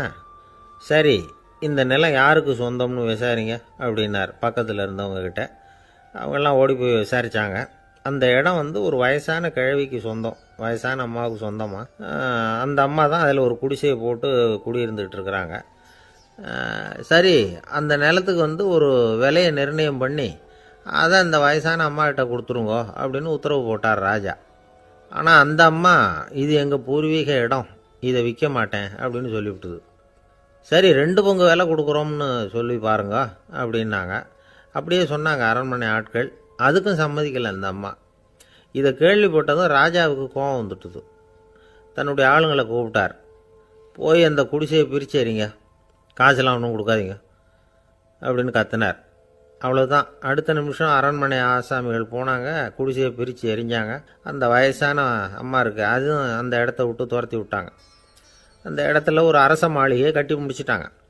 அந்த வயசான அம்மா பாவம், ராஜாவே இப்படி பண்ணால் யார்கிட்ட போய் முறையிட முடியும்? ஒரு ஞானி இருந்தார், அவர்கிட்ட போய் சொன்னாங்க. அவர் இவங்க சொன்னதை கேட்டு மனசில் வச்சுக்கிட்டார். ஒரு நாள் அந்த ராஜாவே இந்த ஞானியை கூப்பிட்டார். புதுசாக ஒரு மாளிகை கட்டியிருக்கிறேன், வந்து பாருங்கன்னு. சரின்னு சொல்லி இந்த பெரியவர் ஒரு நாள் அந்த மாளிகைக்கு போனார். சும்மா போகல, ஒரு கழுதையையும் ஓட்டிகிட்டு போனார். கொஞ்சம் சாக்குகள், வெத்து சாக்கு, அதையும் எடுத்து கழுதை முதுகில் போட்டு கழுதையை ஓட்டிகிட்டு போகிறார். ராஜா பார்த்தார். அவருக்கு இது ஆச்சரியமாக இருந்தது. என்ன இது, மாளிகைக்கு வந்துட்டு போங்கன்னு கூப்பிட்டா கழுதை சாக்கு இதெல்லாம் கூப்பிட்டு வராரே, ஒன்றும் புரியலையேன்னு நினச்சார். எதுக்காக இதெல்லாம்னு கேட்டார். அரசருடைய தோட்டத்திலேருந்து கொஞ்சம் மண் எடுத்துகிட்டு போகிறதுக்கு ஆசைப்படுறேன், அதுக்கு நீங்கள் அனுமதி கொடுக்கணும் அப்படின்னாரு இவர். இது என்ன வேடிக்கையான கோரிக்கையாக இருக்குது அப்படின்னு நினச்சார் ராஜா. இருந்தாலும் மண் தானே கேட்குறாரு, எடுத்துகிட்டு போகட்டுமே அப்படின்னு நினச்சார். சரின்னு அனுமதி கொடுத்தார். அந்த பெரியவர் தோட்டத்துக்கு போனார், மண்ணை வெட்டினார், சாக்கில் போட்டு நிரப்புனார். ராஜாவை கொஞ்சம் கிட்ட வாங்கன்னு கூப்பிட்டார். இந்த மண் மூட்டையை தூக்கி கழுதையோட முதுகில் வைக்கணும், கொஞ்சம் உதவி பண்ணுங்கன்னார். ஓ, பண்ணுறேனே அப்படின்னு சொல்லி ராஜா கிட்ட போனார். மூட்டையை தூக்கி பார்க்குறாரு, முடியல, திணறி போயிட்டார். இப்போ அந்த ஞானி பேசினாராம். அரசே, இந்த ஒரு சாக்கு மண்ணையே உங்களால் தூக்க முடியல, அந்த கிழவிகிட்ட இருந்து அந்த அக்கிரமமாக அபகரித்த இந்த தோட்டம் பூராவையும் சுமக்கணும்னு ஆசைப்படுறீங்களே, அது உங்களால் முடியுமா அப்படின்னு கேட்டாராம். ராஜா யோசனை பண்ண ஆரம்பித்தார். தன்னுடைய செயலுக்காக வருத்தப்பட்டாராம். அந்த வயசான அம்மாவை உடனடியாக வரவழைச்சார். தாயே, தப்பு பண்ணிட்டேன், என்னை மன்னிச்சுக்குங்க, இன்னையிலேருந்து இந்த மாளிகையும் தோட்டமும் உங்களுக்கு தான் சொந்தம் அப்படின்னு சொல்லிவிட்டாராம். போகிறப்ப இந்த உலகத்திலேருந்து எண்ணத்தை எடுத்துகிட்டு போக போகிறோம், அதனால் ரொம்பவும் அலட்டிக்க வேண்டியதில்லை, கர்வப்பட வேண்டியதில்லை அப்படிங்கிறது ஒரு பெரிய உபதேசம். ஒரு பெரிய மனுஷன் சாக கிடந்தார், ரொம்பவும் அழுதார். ஏன் அழறீங்க அப்படின்னு கேட்டாங்க சுற்றி இருந்தவங்க. நான் சாகிறதுக்காக கவலைப்படலை, நான் நம்ம ஜனங்களுக்காக எவ்வளவோ காரியம்லாம் செஞ்சுக்கிட்டு வந்தேன். நான் செஞ்சுக்கிட்டு வந்த சேவையை இனிமேல் யார் செய்ய போகிறாங்க, அது யாரால முடியும், அதை நினச்சி தான் அழறேன் அப்படின்னாராம். ஒருத்தர் முன்னாடி வந்தார். அதுக்காக நீங்கள் கவலைப்படாதீங்க, உங்கள் சேவையை தொடர்ந்து செய்கிறதுக்கு என்ன மாதிரி இளைஞர் பட்டாலும் தயாராக இருக்குது, இருந்தாலும் எங்கள் கவலை என்னென்னா அப்படின்னு இழுத்தார். என்ன சொல்லுங்கன்னு கேட்டார் அவர். நீங்கள் இது வரைக்கும் என்ன சேவை செஞ்சுக்கிட்டு வந்தீங்க, அதுதான் எங்களுக்கு இன்னமும் புரியாத புதிராக இருக்குது அப்படின்னாராம் அவர். இந்த காலத்து புள்ள ஒருத்தன் தன்னோட அப்பாவை பார்த்து சொன்னான், அப்பா, நான் உனக்கு உதவி செய்யலாம்னு நினைக்கிறேன், என்ன உதவி செய்யணும்னு சொல்லு அப்படின்னா. நீ சும்மா இருந்தால் அதுவே எனக்கு செய்கிற பெரிய உதவிடா அப்படின்னார் அப்பா. சும்மா இருக்கிறதும் ஒரு உதவி தான், அது மாதிரி மௌனமும் ஒரு சமூக சேவை தான் அப்படிங்கிறார் காஞ்சி பெரியவர். நமக்கு 5 புலன்கள் இருக்குது, மெய், வாய், கண், மூக்கு, செவி. இந்த 5லேயும் அதிகப்படியான வேலை எதுக்குன்னு நினைக்கிறீங்க? வாய்க்கு தான். ஏன்னா அதுக்கு 2 வேலை. இப்போ கண்ணுக்கு பார்க்குறது மட்டும்தான் வேலை, காதுக்கு கேட்குறது மட்டும்தான் வேலை, மூக்குக்கு வாசனை அறியறது தான் வேலை, உடம்புக்கு உணர்றது மட்டும்தான் வேலை. ஆனால் வாய் அப்படி இல்லை, அதுக்கு 2 வேலை, சாப்பிட்றதும் அதுதான், பேசுகிறதும் அதுதான். அதாவது வாய் ஒன்று தான் கர்மேந்திரியமாகவும் இருக்குது, ஞானேந்திரியமாகவும் இருக்குது அப்படின்னு சொல்லுவாங்க. சாப்பாட்டில் உட்காந்தா எந்தெந்த ஆகாரம் என்னென்ன ருசின்னு அறிவிக்கிற வேலையும் செய்யுது. சபையில் உட்காந்தா பாடுறது, பேசுறது, சிரிக்கிறது, இது மாதிரியான வேலையும் செய்யுது. இன்னொரு வித்தியாசம், கண்ணு, காது, மூக்கெல்லாம் ஸ்ட்ரெயின் பண்ணிக்கிட்டு வேலை செய்கிறதில்ல. ஒரு ரோஜா பூ பார்த்தா உடனே மூக்கு அப்படியும் இப்படியும் அசைய ஆரம்பிக்கிறது இல்லை. ஒரு சங்கீதத்தை கேட்ட உடனே காது ஆட ஆரம்பிக்காது. ஆனால் வாய் அப்படி இல்லை, அது பேசினாலும் சரி சாப்பிட்டாலும் சரி அசைஞ்சு தான் ஆகணும். ஆக மற்றதை விட வாய்க்கு வேலை ஜாஸ்தின்னு தெரியுது. சாப்பிட்றது பேசுறது அப்படின்னு 2 காரியம் அதுக்கு. இப்படி 2 காரியம் இருக்கிறதுனால அது 2ஐயும் பாதியாக குறைச்சிக்கணுங்கிறது கடவுள் அபிப்பிராயமாக இருக்கணும் அப்படிங்கிறார் காஞ்சி பெரியவர். ஆனால் இப்போ நாம் அப்படியே நடந்துக்கிறோம், அதுக்கு நேர்மாறாக நடந்துக்கிறோம். நாம் சாப்பிட்றதும் அதிகம், பேசுகிறதும் அதிகம், 2 வேலையையும் தேவைக்கு அதிகமாகவே செய்கிறோம். வாய் தான் ரொம்ப ஓவர் ஒர்க்குடு. அதுக்கு ஓய்வு கொடுத்தா உடம்பும் நல்லாயிருக்கும், உலகமும் நல்லாயிருக்கும். மௌன விரதம் இருக்கிறதெல்லாம் எதுக்காக நினைக்கிறீங்க? இதுக்காக தான். இந்த காலத்தில் மௌனமாக இருக்கிறவங்கெல்லாம் மகத்தான தொண்டு செய்கிறாங்க அப்படின்னு தான் சொல்லணும். சத்தம் அதிகமாக போய் தான் சவுண்டு பொல்யூஷன் வருது. அது மட்டும் இல்லை, மௌனமாக இருந்தால் சண்டை சச்சரவே வராது. மௌனம் கலக நாஸ்தி. ஆக இதுவும் ஒரு சமூக சேவை தான். நமக்கு தான் வாய் இருக்குதேங்கிறதுக்காக வசமாக சாப்பிட்றதும் தப்பு, வளவளன்னு பேசுகிறதும் தப்பு. ஒரு கருத்தை சொல்கிறதுக்கு ஒரே ஒரு சொல்லு போதும் அப்படின்னு இருக்கும்பொழுது 2 சொற்களை செலவு பண்ணாதே. எவ்வளவு சொன்னாலும் அதனால் ஒரு பயனும் விளையாது அப்படின்னு தெரிய வருமேயானால் அந்த ஒரு சொல்லையும் விரயம் பண்ணாதே அப்படிங்கிறார் ஒரு அறிஞர். எல்லா குணங்கள்லேயும் மௌனம்தான் சிறந்தது அப்படிங்கிறார் ஒருத்தர். மௌனமாக இருக்கிறது மூலமாக மற்றவர்கள் குறைகளை நம்மால் தெரிஞ்சிக்க முடியும். அதே சமயத்தில் நம்மகிட்ட இருக்கிற குறைகளை மற்றவங்களுக்கு தெரியாமல் மறைச்சிக்கவும் முடியுங்கிறார் அவர். உண்மைதானே? ஒரு பெரிய மேடை பேச்சாளர், பொது வாழ்க்கையில் 25 வருஷ காலமாக ஈடுபட்டிருக்கிறவர். அவர் மனைவி ஒரு நாள் சொன்னாங்க, எங்கள் வீட்டுக்காரர் 25 வருஷ காலமாக பொது வாழ்வில் ஈடுபட்டிருந்தா கூட இந்த மாதம் 10ஆம் தேதியிலேருந்து தான் மக்களுக்கு சேவை செய்ய ஆரம்பிச்சிருக்கார் அப்படின்னு நாங்கள் ரொம்ப பெருமையாக. 10ஆம் தேதிக்கு அப்படி என்ன விசேஷம் அப்படின்னு கேட்டோம். அன்னையிலேருந்து தான் அவர் மேடையில் பேசுகிறத நிறுத்தினார் அப்படின்னாங்க அந்த அம்மா. ஒரு நண்பர் அவசரமாக என்கிட்ட ஓடி வந்தார். அப்புறம் சொன்னார், என்னால் நம்பவே முடியல சார், என் பையனை அப்படி அப்படின்னு சொல்லி ஆச்சரியப்பட்டார். உங்கள் பையன் அப்படி என்ன தான் செஞ்சுட்டான் அப்படின்னு கேட்டேன். என்னால் முடியாத ஒரு காரியத்தை அவன் செஞ்சுட்டான் சார் அப்படின்னார். அது என்னன்னு தான் சொல்லுங்களேன். என்ன 5ஆவது வகுப்பில் அவன் ஒரே தடவையில் தேறிட்டான் சார், அதாவது ஒரே அட்டம்ப்டில் பாஸ் ஆகிருக்கான் அப்படின்னார் மூச்சு வாங்க. கஷ்டப்பட்டு பரீட்சை எழுதுனது அவன், இவருக்கு ஏன் மூச்சு வாங்குது? நம்மால் செய்ய முடியாத ஒரு காரியத்தை இன்னொருத்தர் செய்யும் பொழுது அது நமக்கு ஆச்சரியமாக இருக்குது. சர்க்கஸ் பார்க்குறோம், ஒருத்தர் அந்த இடத்துல தொங்குறார், அது நமக்கு ஆச்சரியம். ஏன்னா அது நம்மால் முடியாத காரியம். நம்மால் முடியாத ஒன்றை அடுத்தவர் எளிதாக செய்யும் பொழுது நாம் மருள்வது இயற்கை. இதை தான் தொல்காப்பியம் மருட்கை அப்படின்னு சொல்லுது. இந்த வியப்பு இருக்குதே, இது 4 வகையில் ஏற்படுறதாக தொல்காப்பியம் சொல்லுது. அது என்ன 4 வகை? முதல் வகை எப்படின்னா புதுமையான அரிய செயல்களை செய்கிறது. 2வது வகை என்னென்னா பெரும் செயல்களை செய்கிறது. 3வது வகை என்னென்னா மிக நுட்பமான செயல்களை செய்கிறது. 4வது வகை என்னென்னா ஆக்கம் தரும் செயல்களை செய்கிறது. புதுமை, பெருமை, சிறுமை, ஆக்கமோடு மதினம் சாலா மருட்கை 4 அப்படிங்கிறது தொல்காப்பியம். இன்றைக்கி விஞ்ஞானம் புதுசு புதுசாக எதையோ கண்டுபிடிக்குது. ஆரம்பத்தில் அது ஆச்சரியமாக இருக்குது, அப்புறம் அது நமக்கு பழகி போடுது. வானொலி பெட்டி புதுசாக வந்தப்போ ஒரு பெட்டி பேசுதுங்கிறது எவ்வளோ பெரிய ஆச்சரியம். இப்போ யாரும் அதை ஆச்சரியமாக பார்க்குறதில்ல. மதினம் சாலா மருட்கை அப்படின்னு ஒரு சொற்றொடர் வருது பாருங்க, அதில் கருத்தாழம் உண்டு. எதை பற்றியும் போதுமான அளவு புரிந்து கொள்ளாத போது ஒருத்தர் ஆச்சரியப்படுறார். புரிந்து கொண்ட பிறகு ஆச்சரியம் மறைஞ்சு போடுது. மிக நுட்பமான செயல்களும் நம்ம ஆச்சரியப்பட வைக்கும். ஒரு அரிசியில் ஒரு திருக்குறள் எழுதி காட்டுறாங்க, ஒரு முட்டை ஓட்டுக்குள்ளே ஓவியம் தீட்டி காட்டுறாங்க. கருங்கல் சிற்பங்களில் எவ்வளவு நுட்பமான வேலைப்பாடுகளை எல்லாம் பார்த்து ஆச்சரியப்படுறோம். இது மாதிரி ஆக்கப்பூர்வமான அரிய செயல்களை செய்கிறது கூட வியப்பை உண்டு பண்ணும். குப்பை கூலங்களை கூட வாழ்க்கைக்கு பயன்படுகிற பொருளாக மாற்றுகிறவர்கள் இருக்காங்க. அவர்களுடைய செயல் வியப்பு அளிக்குது. இடைக்காட்டு சித்தர் பாடின 30 நூலில் வர்ற ஒரு பாடல், ஆற்றல் பிறர் அறிதலின் அகம் கிளர்வு உறுதலின் கற்று அறி பாணர் கெழுமிய கோடலின் தோற்றம் உருகவே போற்றல் சால் வியப்பே. ஒருத்தருடைய ஆற்றல் தெரியாமல் இருந்தது, அவருடைய அரிய செயலை பார்க்கும் பொழுது வியப்பாக இருந்தது, மனசுக்குள்ள கிளர்ச்சி. பாவலர்கள் இவர்களுடைய புகழை பாடி மற்றவர்களும் தெரிந்து கொள்ளுமாறு செய்கிறார்கள் அப்படிங்கிறது தான் ஒரு யதார்த்தமான உண்மை. ஆக எல்லா வகையிலும் மக்கள் தங்களுடைய வாழ்க்கையில் முன்னேறுவதற்கான வழிகாட்டுகிற ஒரு மெய்ப்பாடு தான் வியப்புங்கிறது. இந்த காலத்தில் நம்ம எப்படியெல்லாம் ஆச்சரியப்பட வைக்கிறாங்க. ஒரு ஆளை பிடிச்சி ஜெயிலில் கொண்டு வந்தாங்க. ஜெயில் அதிகாரி அவனை ரொம்ப ஆச்சரியமாக பார்த்தாரான். இவன் கேட்டான், ஏன் சார் அப்படி பார்க்குறீங்க, நான் இப்போ இங்கே வர்றது உங்களுக்கு ஆச்சரியமாக இருக்குதா அப்படின்னு கேட்டிருக்கான். இதுக்கு ஜெயில் அதிகாரி சொல்லியிருக்கார், நீ இப்போ இங்கே வந்ததில் எனக்கு ஒன்றும் ஆச்சரியம் இல்லைப்பா, ஏற்கனவே நீ இங்கேருந்து விடுதலையாகி போய் 6 மாதம் ஆச்சு, இவ்வளவு லேட்டாக வர்றியே அதுதான் எனக்கு ஆச்சரியமாக இருக்குது அப்படின்னாராம். ஒருத்தர் ஒரு தவறு செஞ்சு விட்றாருன்னு வச்சுக்கோங்க, உடனே நீ செஞ்சது தவறு அப்படின்னு சொல்கிறது ஒரு வகை. அதுக்கு பதிலாக எது சரின்னு அவர் புரிந்து கொள்ள உதவி செய்கிறது இன்னொரு வகை. இந்த 2வது வகை இருக்குது பாருங்கள், நிர்வாக இயலில் இது ரொம்ப முக்கியம். அலுவலகத்தில் வேலை பார்க்குற ஒருத்தர் முக்கியமாக தெரிஞ்சுக்க வேண்டியது என்ன தெரியுமா?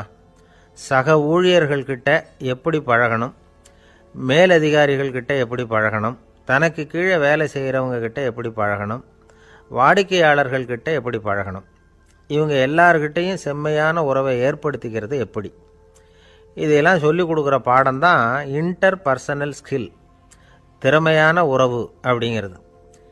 எந்த வேலையில் இருந்தாலும் சரி, இந்த உறவுகளை வளர்க்கும் திறன் உள்ளவங்க சீக்கிரம் முன்னுக்கு வந்துடுறாங்க. மற்றவங்க கிட்ட உறவை பலப்படுத்திக்கிறது எப்படி அப்படின்னு தெரிஞ்சுக்கிட்டோம்னா எந்த ஒரு தடையையும் சுலபமாக தாண்டி செய்கிற தொழிலில் முன்னுக்கு வந்துடலாம். ஹார்வர்டு பல்கலைக்கழகத்தில் ஒரு கணக்கெடுப்பு பண்ணி பார்த்தாங்களாம்.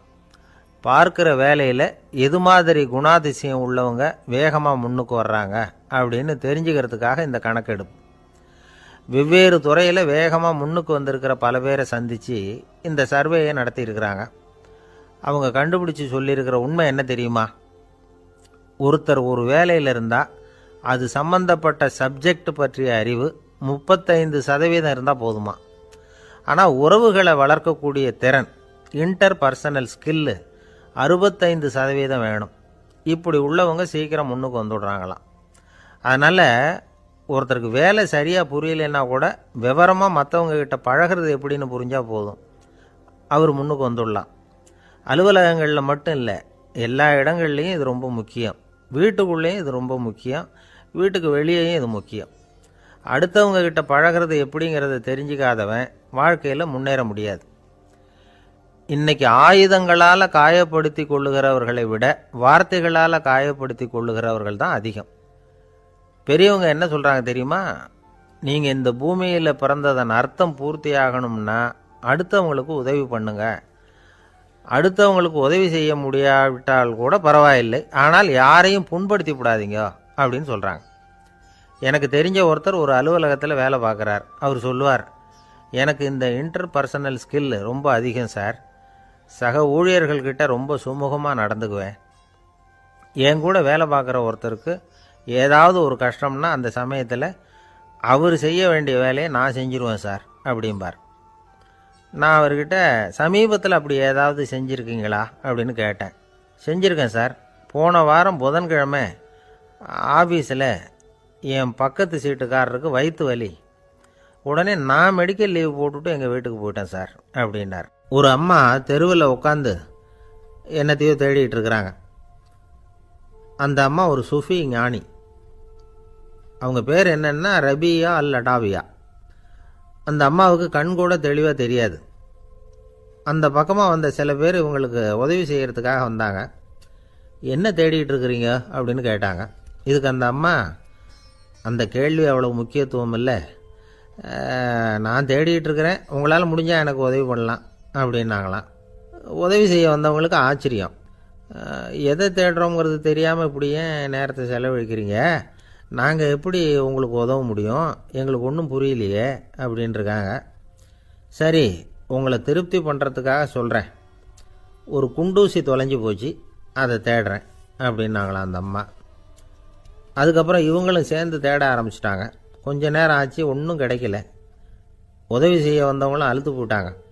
அப்புறம் கேட்டாங்க, இதை பாருங்கம்மா, இது ரொம்பவும் பெரிய தெரு, அகலமான தெரு, அதனால் குறிப்பாக நீங்கள் எந்த இடத்துல அந்த குண்டூசியை தொலைச்சிங்க அதை சொல்ல முடியுமான்னாங்களாம்.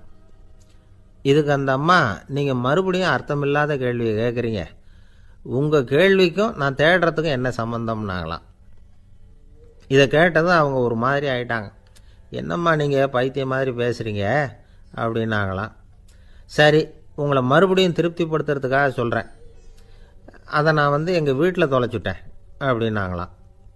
அப்புறம் எதுக்காக இங்கே தேடிட்டு இருக்கிறீங்க அப்படின்னு கேட்டிருக்காங்க. ஏன்னா இங்கே தான் வெளிச்சம் அதிகமாக இருக்குது, அங்கே வீட்டுக்குள்ளே இருட்டாக இருக்குது, அதனால் இங்கே தேடுறேன். வெளிச்சம் உள்ள இடத்துல தானே தேட முடியும் அப்படின்னாங்களாம் அந்த ஞானி. இந்த கதைக்கு என்ன அர்த்தங்கிறத பெரியவங்க சொல்கிறாங்க. அதாவது இந்த தேடுதல்ங்கிறது ஒரு வியாதி. அது நம்ம சதா அலைய வைக்கும், பைத்தியமாக மாற்றுறதுக்கு முயற்சி பண்ணோம். ஒரு காலம் அது நிறைவு அடையவே அடையாது. வாழ்வுங்கிறது ஒரு புரிந்து கொள்ள முடியாத சதா இயங்கி கொண்டிருக்கிற ஒரு செயல். அதுக்கு ஆரம்பமும் இல்லை, முடிவும் கிடையாது. எதையோ தேடணும் அப்படிங்கிற உந்துதல் நமக்குள்ளே இருக்கும், ஆனால் குறிப்பாக எதை தேடிட்டு இருக்கிறோம் அப்படிங்கிறது புரியாது. அப்படி ஏதாவது ஒன்றை தேடி அடைஞ்சிடுறோம்னு வச்சுங்க, உடனே ஒரு அதிருப்தி வந்துடும். அதனால் வாழ்க்கைங்கிறது சலிப்பு நிறைந்தது அப்படிங்கிற எண்ணத்தை உண்டாக்கிக்கிறோம். ஒன்று அடைஞ்சதுக்கு அப்புறம் இன்னொன்று தேட ஆரம்பிச்சிருவோம். ஆக இந்த தேடல்ங்கிறது நாம் ஒன்று அடைஞ்சாலும் அடையாவிட்டாலும் தொடர்ந்து நடந்துக்கிட்டு தான் இருக்கும். இதுக்கு முடிவே கிடையாது. இந்த உண்மையை நாம் நல்லா புரிஞ்சுக்கணும் அப்படிங்கிறது பெரியவங்களுடைய கருத்து. ஏழையும் தேடுறான், பணக்காரனும் தேடுறான், நோயாளியும் தேடுறான், நோய் இல்லாதவனும் தேடுறான், அதிகாரம் உள்ளவனும் தேடுறான், அதிகாரம் இல்லாதவனும் தேடுறான், முட்டாளும் தேடுறான், அறிவாளியும் தேடுறான். ஆனால் யாரும் இதை தான் தேடி சாதிக்க போகிறோம், இதுதான் முடிவு அப்படின்னு திட்டவட்டமாக சொன்னதில்லை. ஒன்று அடைஞ்சதும் இன்னொன்று தேட ஆரம்பிச்சிடுறாங்க, அவ்வளோதான். அதாவது உங்களின் தேடுபவர் உங்கள் உள்ளேதான் இருக்கிறார், அவரை தேடி கண்டுபிடியுங்கள். இதுதான் ஞானிகள் நமக்கு சொல்லுகிற ஒரு ஆலோசனை. நம்மால் ஒருத்தன் ஜெயிலில் இருந்தான். இன்னொரு கைதி அவனை பார்த்து கேட்டான், ஏன்பா உன்னை பார்க்குறதுக்கு வெளியிலேருந்து யாருமே இங்கே வர்றது இல்லையே, உனக்கு சொந்தக்காரங்களே கிடையாதா அப்படின்னு கேட்டானா. ஏன் இல்லை, எனக்கு சொந்தக்காரங்க நிறைய பேர் உண்டு, அவங்க என்னை பார்க்க வராததுக்கு காரணம் வேற அப்படின்ட்டுருக்கான் இவன். என்ன காரணம்னு கேட்டான் அவன். அதுக்கு இவன் சொன்னானா, அதுக்கு என்ன காரணம்னா அவங்க எல்லாரும் இங்கே உள்ளேயே இருக்கிறாங்க அப்படின்னானா. ஒரு சீன தேசத்து அரசர் இருந்தார். அவருக்கு வயசாயிட்டுது. அவருக்கு அடுத்தபடியாக அவருடைய புள்ள பட்டத்துக்கு வரணும், ஆட்சி பொறுப்பை ஏற்றுக்கணும். ஒரு நல்ல தலைவனுக்கு இருக்க வேண்டிய பண்புகள்லாம் தன்னுடைய மகனுக்கு இருக்கணும்னு விரும்பினார் அந்த அரசர். அதனால் இளவரசனை பக்கத்தில் இருந்த ஒரு குரு கிட்ட அனுப்புனார். இளவரசன் அவர்கிட்ட போய் சேர்ந்தான். அந்த குரு என்ன பண்ணார் தெரியுமா, இவனை பார்த்து சொன்னார், இதை பாருப்பா, நீ என்ன பண்ணுற, இப்போவே பக்கத்தில் இருக்கிற காட்டுக்கு போ, நடு காட்டில் போய் ஒரு இடத்துல உட்காந்துக்கோ, அங்கே என்னென்ன சத்தம்லாம் உன் காதில் விழுதுன்னு கவனித்து கேளு, உன் காதில் விழுந்த ஓசைகள் என்னென்னங்கிறத என்கிட்ட சொல்லு, அதுதான் எனக்கு தெரியணும், உனக்கு வேலையும் அதுதான் அப்படின்னு சொல்லி அனுப்பி வச்சுட்டார். இளவரசன் காட்டுக்கு போனான். குரு சொன்னபடியே ஒரு இடத்துல உட்காந்து கவனித்து கேட்டான். அதுக்கப்புறம் குருக்கிட்ட திரும்பி வந்தான். என்னென்ன சத்தம்லாம் கேட்ட அப்படின்னு கேட்டார் குரு. குருவே, காட்டில் நான் பறவைகள் சத்தம்லாம் கேட்டேன், மிருகங்களின் ஓசையையும் கேட்டேன், இதை தவிர இடி மின்னல் மழை இதுகளோட சத்தத்தையும் கேட்டேன் அப்படின்னா. குரு யோசனை பண்ணார், நீ இன்னமும் சரியாக கேட்கல, அதனால் மறுபடியும் காட்டுக்கு போ, கொஞ்ச நாள் தங்கியிருந்து கேட்டுட்டு வா அப்படின்னார். இளவரசனுக்கு ஒன்றும் புரியல. இருந்தாலும் குருவின் கட்டளையாச்சே, மறுக்க முடியுமா? உடனே அவன் மறுபடியும் காட்டுக்கு போனான். ஒரு இடத்துல உட்காந்தான். கொஞ்ச நேரம் உன்னிப்பாக கவனித்து கேட்டான். சில நாள் கழித்து குருக்கிட்ட திரும்பி வந்தான். குருவே, இந்த தடவை சில துல்லியமான சத்தங்களை எல்லாம் கேட்டான். தேனீ பறக்கிற சத்தம், நீரோடையின் மெல்லிய ஓசை, இதெல்லாம் கேட்டேன்னா. குரு சிரித்தார். நீ மறுபடியும் காட்டுக்கு போ, இன்னும் சில நாள் அங்கே இரு, முழுமையாக கவனமாக கேட்டுக்கிட்டு வா அப்படின்னு சொல்லி அனுப்பி வச்சுட்டார். இளவரசனுக்கு குழப்பம் அதிகமாயிட்டுது. ஒன்றுமே புரியல. மறுபடியும் காட்டுக்கு போனான். மௌனமாக ஒரு இடத்துல உட்காந்துட்டான். அப்படியே தியானத்தில் ஆழ்ந்துட்டான். சில நாளில் அவனுக்கு இதுவரை கேட்காத ஓசைகள்லாம் கேட்க ஆரம்பிச்சிட்டுது. இதைத்தான் நான் கேட்கணும்னு என்னுடைய குரு எதிர்பார்த்துருக்கிறாருங்கிறத புரிஞ்சுக்கிட்டான். உடனே குருக்கிட்ட ஓடனான். குருவே, இந்த தடவை காதுகளுக்கு கேட்க முடியாத சில ஓசைகளை கூட என்னால் உணர முடிஞ்சுது. பூ மலருகிற ஓசை, சூரியனால் பூமி சூடாகிறப்போ எழுகிற ஓசை, காலை பனித்துளியை இந்த புல்லுலாம் குடிக்கிற ஓசை, இது எல்லாம் என்னால் நல்லா கேட்க முடிஞ்சுது அப்படின்னா. குருவுக்கு இப்போ தான் திருப்தி ஏற்பட்டு தான். இளவரசனை பார்த்து சொன்னார், இதை பாருப்பா, இப்போ தான் நாட்டை ஆளுகிற தகுதி உனக்கு வந்திருக்குது அப்படின்னு சொல்லி அதுக்கு விளக்கமும் கொடுத்தாராம். எந்த அரசன் தன்னுடைய மக்களின் இதயம் பேசுகிற மௌன மொழியை, மௌன வார்த்தைகளை கேட்குறானோ அவன்தான் ஆள தகுதி உள்ளவன். எந்த அரசன் தன்னுடைய மக்களின் உணர்ச்சிகளை உண்மையாக உணர்றானோ அவன்தான் முதன்மையான அரசன். போலி வார்த்தைகளை மட்டும் கேட்டுட்டு பல மௌன ராகங்களை காதில் வாங்கிக்காதவன் அரசனே இல்லை. எந்த நாட்டில் எப்போ ஒரு அரசன் தன்னுடைய மக்களின் உணர்ச்சிகளை கேட்க மறுக்கிறானோ அன்னையிலேருந்தே அந்த நாடு அழிய தொடங்குது அப்படின்னு அர்த்தம். இதுதான் அந்த குரு இளவரசனுக்கு போதிச்சது.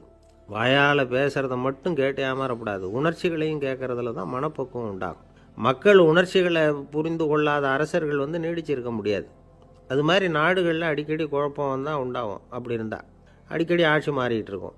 அப்படிப்பட்ட ஒரு தேசம், அங்கே ஒரு சிறைச்சாலையில் 3 கைதிகள் பேசிக்கிட்டு இருந்தாங்க. ஒருத்தன் சொன்னான், நான் இந்த நாட்டு ராஜாவை எதிர்த்து பேசிக்கிட்டு இருந்தேன், அதனால் என்னை பிடிச்சி கொண்டாந்து இங்கே போட்டுட்டாங்க அப்படின்னு நான் ஒருத்தன். இன்னொருத்தன் சொன்னான், நான் இந்த நாட்டு ராஜாவை ஆதரித்து பேசிக்கிட்டு இருந்தேன், அதனால் என்னை பிடிச்சி கொண்டாந்து இங்கே தள்ளிவிட்டாங்க அப்படின்னா. அது சரி, நீ என்ன தப்பு பண்ண அப்படின்னு சொல்லி 3வது ஆளை பார்த்து இவங்க கேட்டாங்க. அதுக்கு அந்த ஆள் சொல்கிறான், நான் தான் இந்த நாட்டு ராஜா அப்படின்னானா. ஒரு ஆசாமி வேகமாக ஓடிக்கிட்டு இருந்தான். ஏன் இப்படி ஓடுறேன்னு கேட்டார் இன்னொருத்தர். அங்கே ஒரு ஆள் அடிபட்டு கிடக்கிறான், அதை பார்த்தேன், உடனே ஓடுறேன்னா. எங்கேன்னு கேட்டார். ஆஸ்பத்திரிக்குன்னா. ஒரு ஆள் அடிபட்டு கிடக்கிறத பார்த்தா உடனடியாக நாம் செய்ய வேண்டியது முதல் உதவி, அதுக்கப்புறம் தான் ஆஸ்பத்திரி. இன்றைக்கி விபத்துங்கிறது சர்வசாதாரணமாக நடந்துக்கிட்டு இருக்குது. வாகன விபத்து, வெடிகுண்டு விபத்து, தீ விபத்து, கட்டடம் சரியறது, பூகம்பம், இப்படி நிறைய நடக்குது. ஒரு விபத்தை பார்த்துட்டா நம்மளில் பல பேர் நமக்கு என்னத்துக்கு வம்புன்னு ஒதுங்கி போயிடுறதும் உண்டு. சில பேர் துணிஞ்சு கிட்ட போய் உதவி செய்கிறதும் உண்டு. அப்படி உதவி செய்ய நினைக்கிறவங்களுக்கு உபயோகப்படுற தகவல் இது. விபத்தில் காயமடைஞ்சவங்களை 3 பிரிவாக பிரிக்கலாமா. முதல் வகை கொஞ்சம் சீரியஸானது, உயிருக்கு உடனே ஆபத்து தரக்கூடியது. மூளை காயம், முகம், கழுத்து காயங்கள், இருதயம், நுரையீரல் காயங்கள், வயத்தில் உள்ளுறுப்பு காயங்கள், அதிகப்படியான இரத்தப்போக்கு, இதனால எல்லாம் பாதிக்கப்பட்டிருந்தால் அது முதல் வகை அப்படின்னு நாமளே மனசுக்குள்ளே முடிவு பண்ணிக்கணும். இவங்களுக்கெல்லாம் உடனடியாக முதல் உதவி கொடுக்கணும். தாமதப்படுத்தாமல் ஆஸ்பத்திரிக்கு கொண்டுகிட்டு போயிடணும். இப்படி கொஞ்சம் எச்சரிக்கையாக நடந்துக்கிட்டால் அவங்களில் பல பேரை காப்பாற்றி போடலாம். 2வது வகை எப்படின்னா, முதல் உதவி விரைவாக கிடைச்சா உயிர் பிழைக்கக்கூடிய மார்பு காயங்கள், கைகால் எலும்பு முறிவு, இடுப்பு முதுகெலும்பு காயம், சீரான இரத்த சேதம், இப்படிப்பட்டவங்களை 2வது வகையாக பிரிக்கணும். ஆபத்து இல்லாத சிராய்ப்புகள், சிறு காயங்கள், இரத்த உறைவுகள், இதனால் பாதிக்கப்படுறவங்க 3வது வகை. ஒருத்தர் தலையில் அடிபட்டு நினைவு இழந்துட்டார்னு வச்சுங்க, அவருக்கு வாந்தி வர்றதுனால புறையேறி மூச்சு அடைப்பு உண்டாகும். இப்படி ஆகாமல் இருக்கிறதுக்காக தலையை ஒரு பக்கமாக சாய்ச்சி வைக்கலாம். நாடி துடிப்பையும் இதய துடிப்பையும் தொட்டு பார்க்கணும்.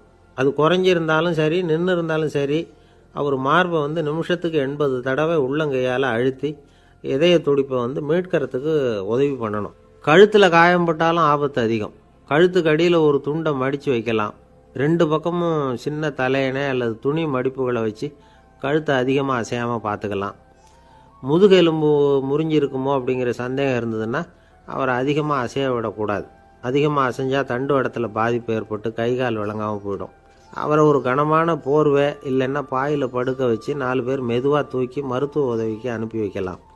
கையெலும்பு முறிஞ்சிருந்தால் முறிஞ்ச பாகத்தை உடம்போடு சேர்த்து அசையாமல் கட்டி போடலாம். கால் எலும்பு முறிஞ்சிருந்தால் மற்ற காலோடு சேர்த்து கட்டி போடலாம். முறிஞ்ச பாகம் தொங்காமல் பார்த்துக்கணும், அப்போ தான் வீக்கம் உண்டாகாமல் இருக்கும். வெட்டு காயம், குண்டடிப்பட்ட காயம், இதிலெல்லாம் இரத்தப்போக்கு அதிகமாக இருக்கும். ரத்தம் வெளியேற ஆபத்து அதிகம். சுத்தமான துணியை பல மடிப்புகளை மடித்து காயத்தின் மேலே வச்சு அழுத்தமாக ஒரு 10 நிமிஷம் பிடிச்சிக்கணும். ரத்தம் நின்ன உடனே காயத்துக்கு கட்டு போடலாம். சில சமயம் காயம்பட்ட பாகத்தை உயரமாக தூக்கி பிடிச்சிக்கிட்டா தான் ரத்த கசிவு நிற்கும். இந்த விவரங்களையெல்லாம் கொஞ்சம் மனசில் வாங்கி வச்சுக்கிட்டோம்னா சமயத்தில் உதவும். ஏன்னா இந்த காலத்தில் விபத்து எந்த ரூபத்தில் எப்போ வரும்னு யூகிக்கவே முடியல. நண்பர் ஒருத்தர் சொன்னார், நேற்றுக்கு பாருங்கள் சார், என் கண்ணு முன்னாடியே ஒரு சின்ன விபத்து நடந்ததுன்னார். என்னன்னு விசாரித்தோம். ஒரு பஸ்ஸில் வந்துக்கிட்டு இருந்தேன். அந்த பஸ்ஸில் பின்பக்கம் படி ஓரமாக நின்றுக்கிட்டு இருந்த ஒருத்தர் ரோட்டில் விழுந்துட்டார். டிரைவர் அதை கவனிக்கலை, நிறுத்தாமல் அவர் பாட்டுக்கு போகிறாருன்னார்.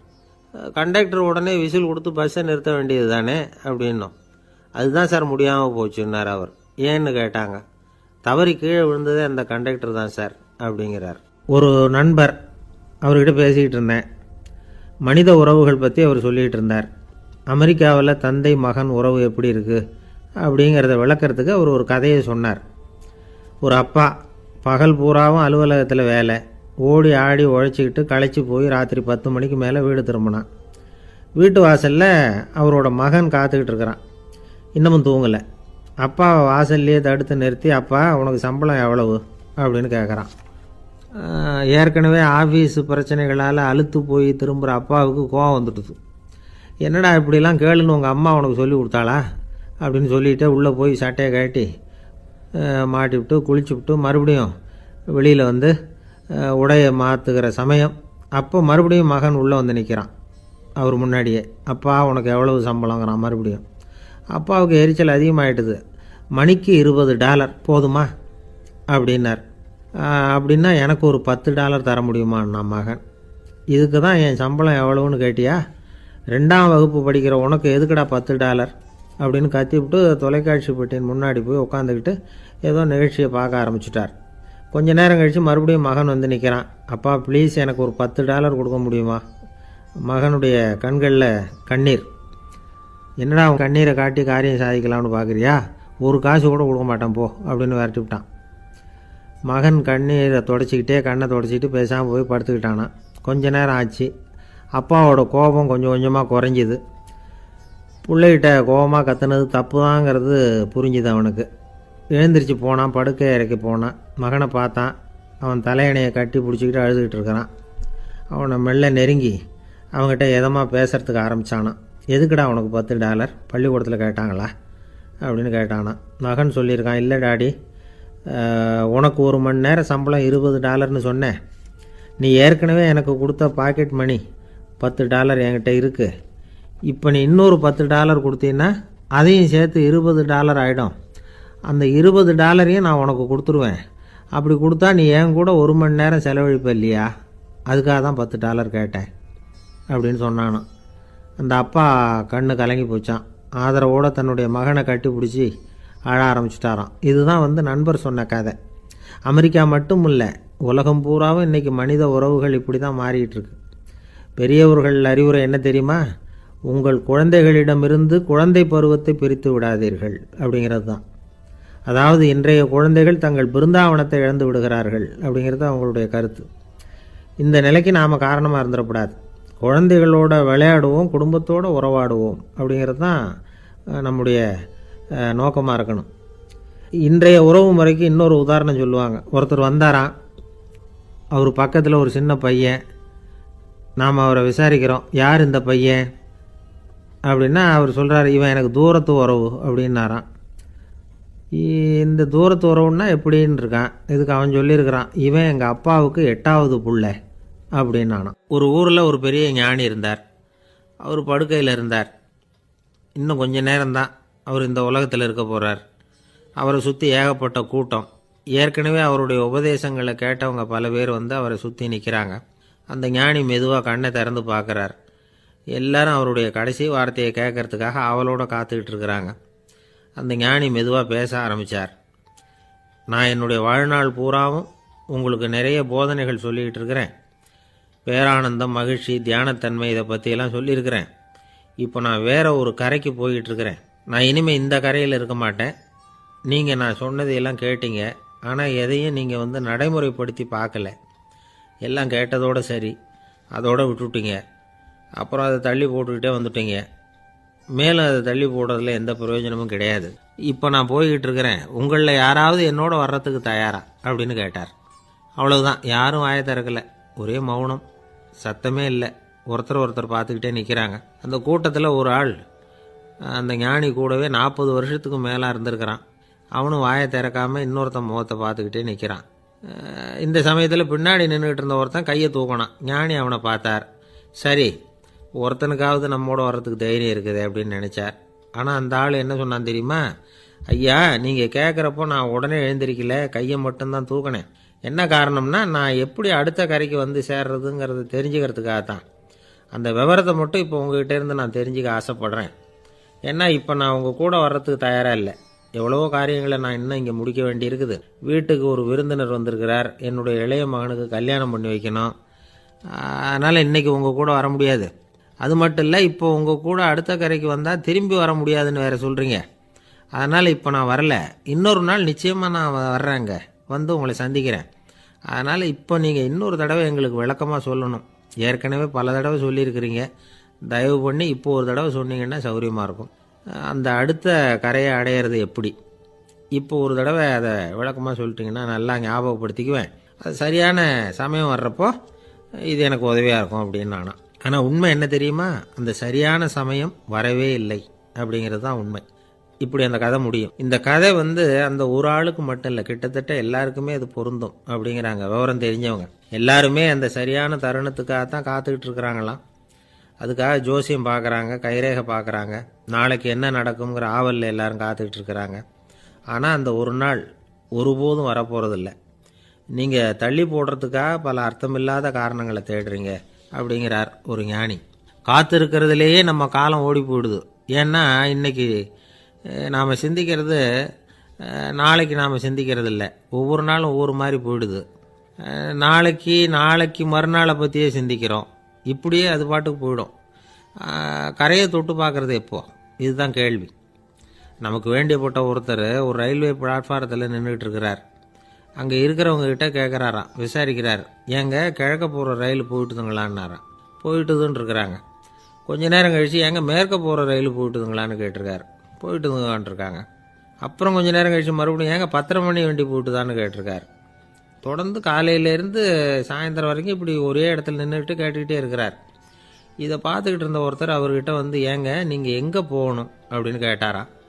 இவர் மெதுவாக சொன்னாராம், இந்த ரயில்வே லைனை தாண்டி அந்த பக்கம் போகணும் அப்படின்னாராம். நம்பிக்கை இல்லைன்னா இந்த உலகத்தில் நாம் நடமாடவே முடியாது. அவநம்பிக்கையோடு இருந்துக்கிட்டு இருந்தால் என்றைக்கும் அவஸ்தை தான். நாம் நம்புறது நடக்குதோ இல்லையோ அது வேறு விஷயம். ஆனால் எதையும் நம்பி தான் நாம் அடி வைக்க வேண்டியிருக்கு. வேறு ஒன்றும் வேணாம், ஒரு லாட்ரி சீட்டு வாங்குகிறோம். அது எங்கே நமக்கு விழப்போகுது அப்படிங்கிற அவநம்பிக்கையோடவா வாங்குகிறோம்? பரிசு நமக்கு தான் அப்படிங்கிற நம்பிக்கை உள்ளூர இருக்கிறதுனால தான் அதை வாங்குகிறோம். இருந்தாலும் முடிவு வேறு மாதிரி ஆகிடுது. அதுக்காக மனசு சோர்ந்து போகிறதில்ல. அடுத்த மாதமும் சீட்டு வாங்குகிறோம்.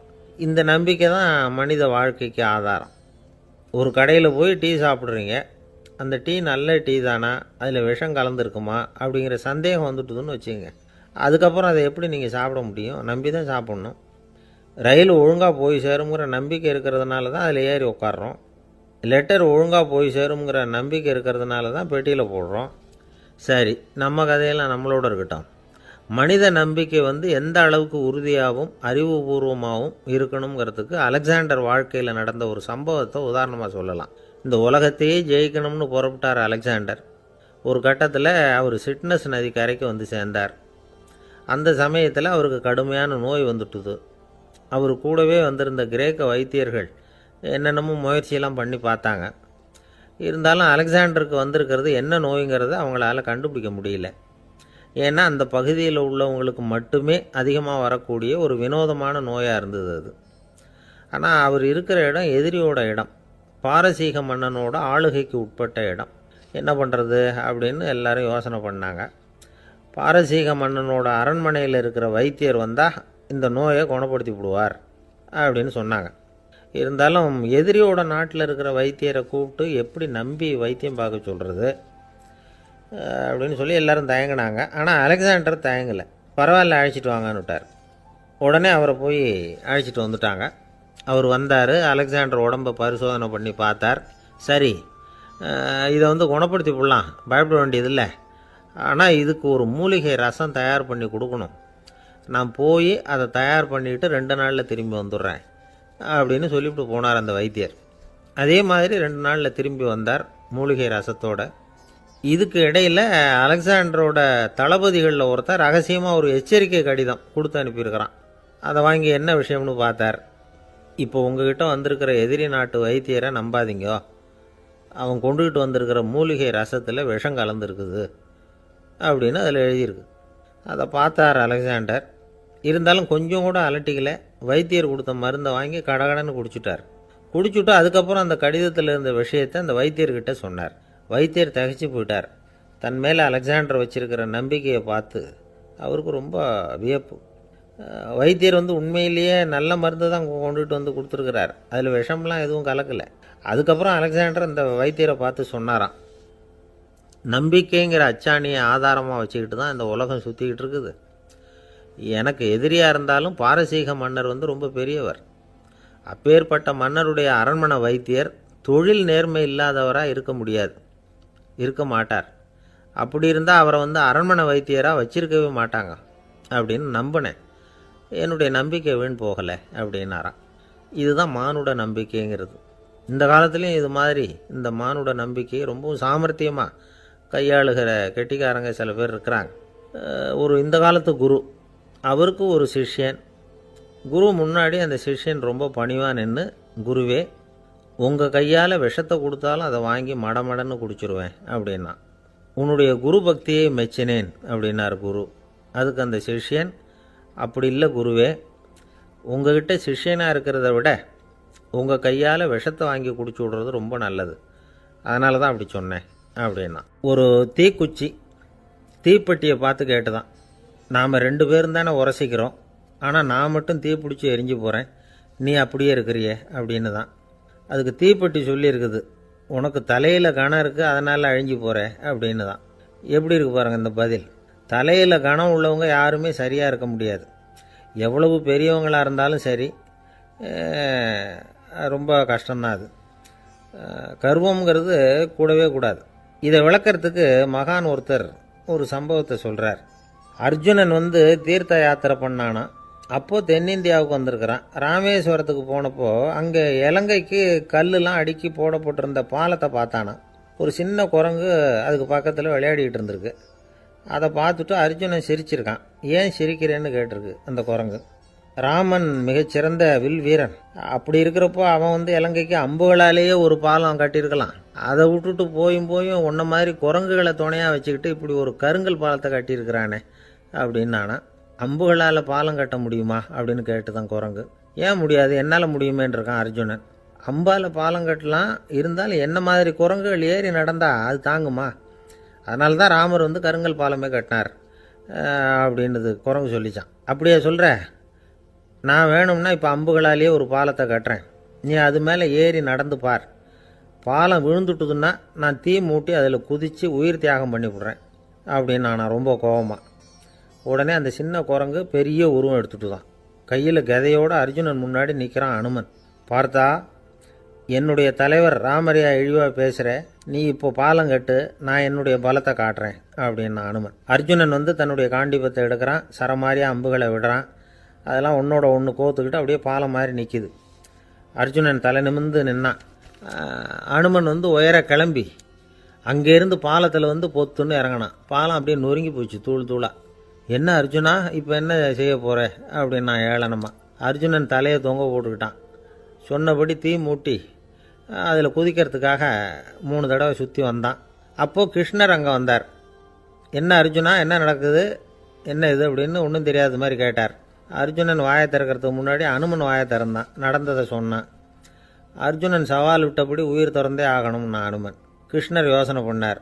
நல்லது, இந்த சவால் விட்டதுக்கும் நடந்ததுக்கும் யார் சாட்சி?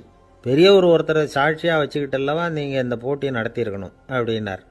அதனால் என்ன, இப்போ மறுபடியும் அந்த போட்டியை நடத்திவிட்டா போச்சு, என்னால் அந்த அம்பு பாலத்தை நொறுக்க முடியாதா அப்படின்னா அனுமன். சரி, இப்போ மறுபடியும் அது நடக்கட்டும்னார் கிருஷ்ணர். அர்ஜுனன் அம்பு பாலம் அமைச்சான். அனுமன் ஏறி குதிச்சான். பாலம் அசைஞ்சு கொடுக்கவே இல்லை, அவ்வளோ உறுதியாக இருக்குது. இப்போ அனுமன் தலையை குனிஞ்சிக்கிட்டான். அர்ஜுனன் நன்றியோடு நிமிர்ந்து பார்த்தான். கிருஷ்ணருடைய தோள்கள்லேயும் முதுகள்லேயும் ரத்தம். என்ன சுவாமி, என்ன நடந்ததுன்னு நான் பதறி போய், உன் அம்பு பாலத்தை நான் தான் முட்டு கொடுத்து தாங்கிக்கிட்டு இருந்தேன். அனுமன் குதித்தப்போ என் மேலே ஏற்பட்ட காயங்கள் இவை. பின்ன உன்னுடைய அம்பு பலத்தினாலேயா பாலம் நின்றுதுன்னு நினைக்கிற அப்படின்னாராம். முதல்ல அர்ஜுனன் அப்புறம் அனுமன் 2 பேருக்குமே கர்வ பங்கம் ஆகிட்டு தான். அதாவது அவங்கக்கிட்ட இருந்த கர்வம் போயிட்டுது. யாராக இருந்தாலும் கர்வம் கூடாதுங்கிறத இதிலேருந்து நாம் புரிஞ்சுக்கணும்.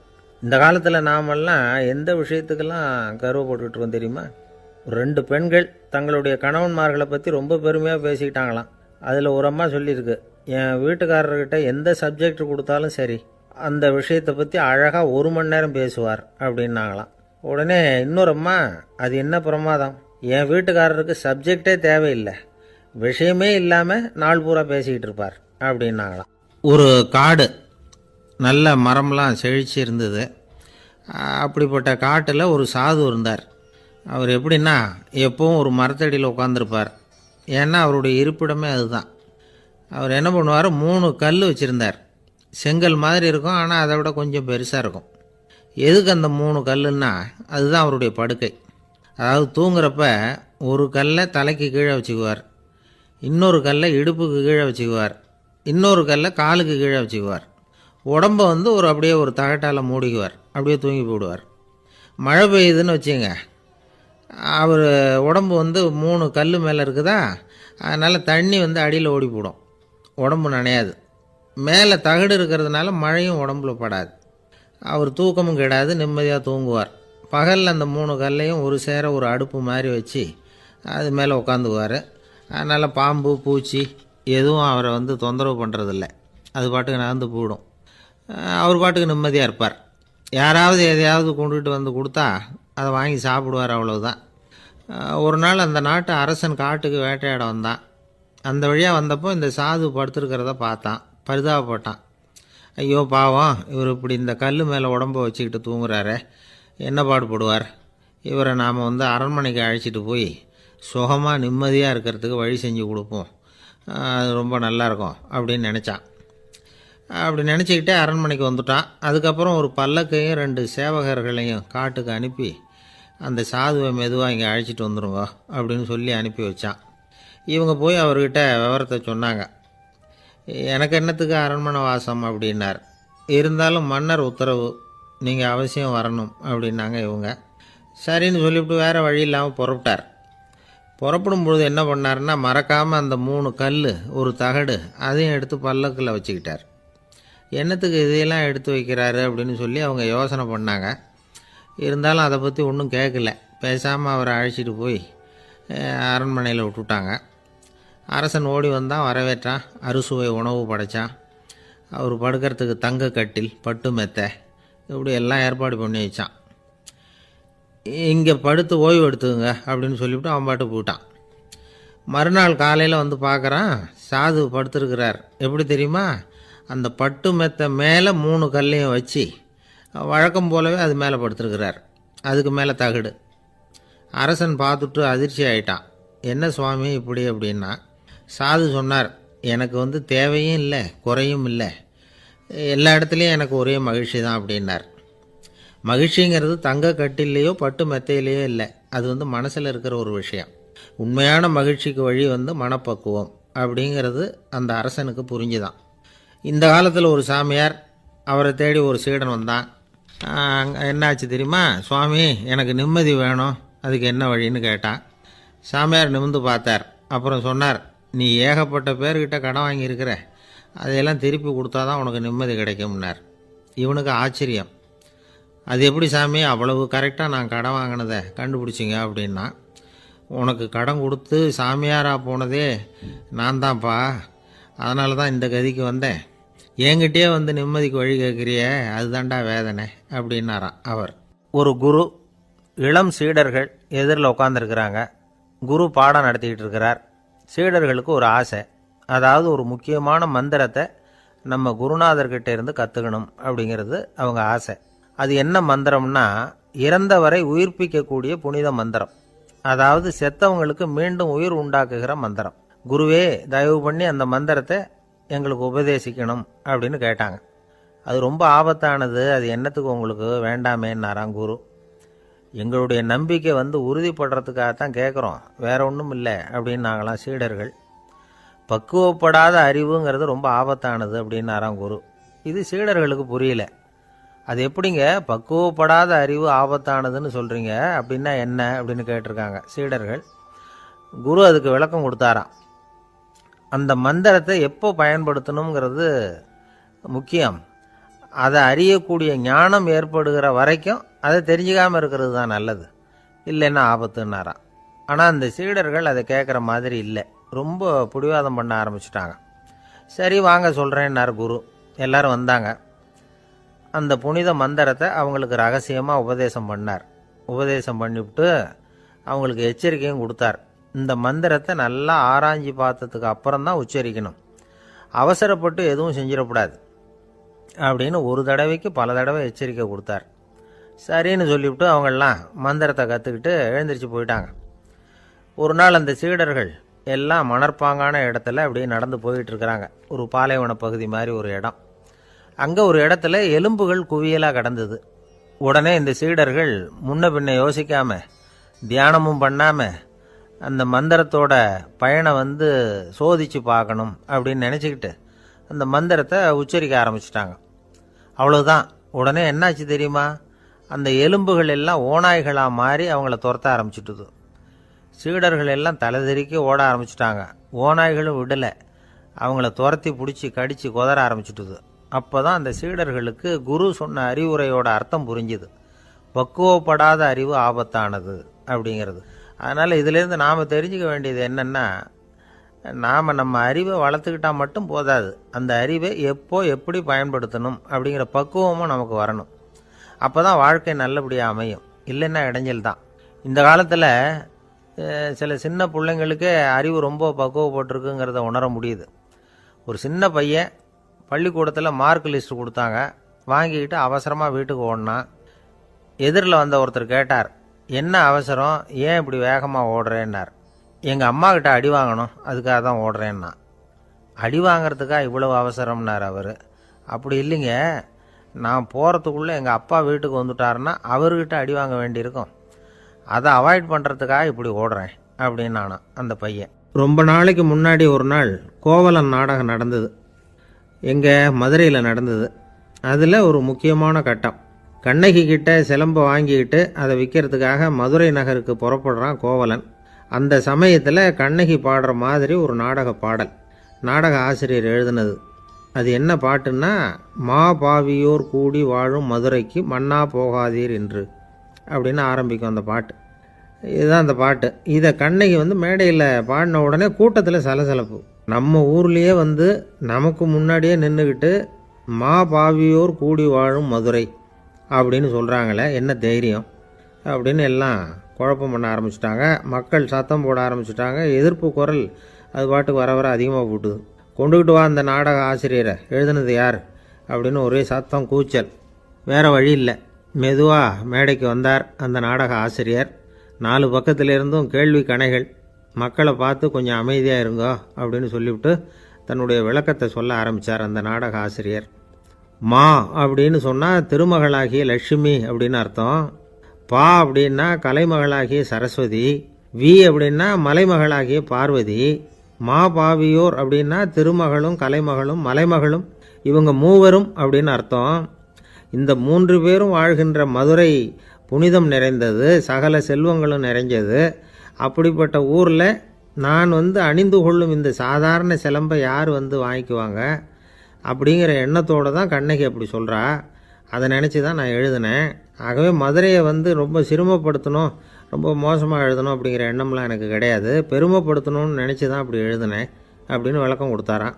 இந்த விளக்கத்தை கேட்டதும் எல்லாரும் ரொம்ப சமாதானம் ஆயிட்டாங்களாம். இப்படி விளக்கம் கொடுத்த அந்த நாடக ஆசிரியர் யார் தெரியுமா? அவர் தான் தமிழ் நாடக உலகின் முதல் ஆசான் சங்கரதாஸ் சுவாமிகள். அவருக்கு நகைச்சுவை உணர்வும் அதிகம். 1920ஆம் ஆண்டு திருநெல்வேலியில் அவர் தங்கியிருக்கிறார் நாடகம் நடத்துறதுக்காக. அவர் தங்கியிருந்த வீட்டில் கொசு மூட்டைப்பூச்சி அதிகமாக இருந்திருக்கு. அவரால் தூங்கவே முடியல.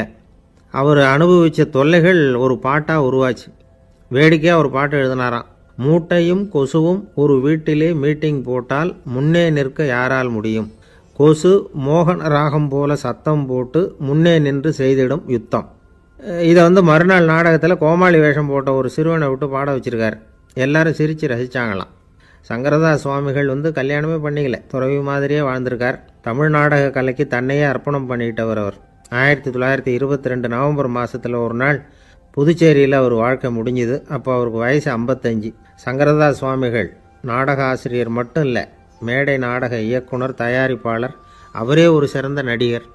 ஒரு தடவை சாவித்திரி நாடகத்தில் இவர் யமதர்மனாக வேஷம் போட்டு நடிச்சிருக்கிறார். நாடகம் பார்த்துக்கிட்டு இருந்த கருவுற்ற ஒரு பெண்மணிக்கு பயத்தினால அங்கேயே குழந்தை பிறந்துட்டு தான். அந்த நிகழ்ச்சிக்கு அப்புறம் இவர் இந்த வேஷம் போடுறப்போலாம் ஜனங்களுக்கு முன்கூட்டியே எச்சரிக்கை கொடுக்க ஆரம்பிச்சிருவாராம். அதாவது அப்படி யாராவது பயப்படுறவங்க இருந்தால் கொஞ்சம் கண்ணை மூடிங்க அல்லது எழுந்திரிச்சு போடுங்கன்னு. நடிப்புன்னா அப்படிலாம் இருக்கணும். இந்த காலத்தில் நடிகர் ஒருத்தர் சொன்னார், சார் நான் இந்த நாடகத்தில் நடிக்கிறப்போ முகத்தில் நவரசங்களையும் காட்டி நடித்தேன், உணர்ச்சிகளை எல்லாம் நல்லா காட்டி நடித்தேன். அப்படி இருந்தும் ஜனங்கள் வந்து கல் எடுத்து மேடையில் வீசிவிட்டாங்க சார் அப்படின்னார்.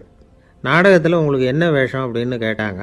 அது செத்து கிடக்கிற பணமாக நடித்தேன் சார் அப்படின்னார். என்னுடைய நண்பர் ஒருத்தர், அவருக்கு ஜாதகத்தில் நம்பிக்கை உண்டு, அவரே ஜோசியமெல்லாம் பார்ப்பார். என்ன சார் இந்த காலத்தில் இதையெல்லாம் நம்பிக்கிட்டு இருக்கீங்களேன்னு கேட்டால், உங்களுக்கு ஒன்றும் தெரியாது சார், இந்த உலகத்தில் ஒவ்வொருத்தரும் அவங்கவுங்க செய்கிற நல்லது கெட்டதுக்கு தகுந்த பலனை அனுபவிச்சே தீரணும்பார். அது மட்டும் இல்லை, ஒருத்தன் செத்துட்டா கூட அவன் செஞ்ச பாவ புண்ணியங்கள் கூடவே போயிட்டுருக்கோம்பார்.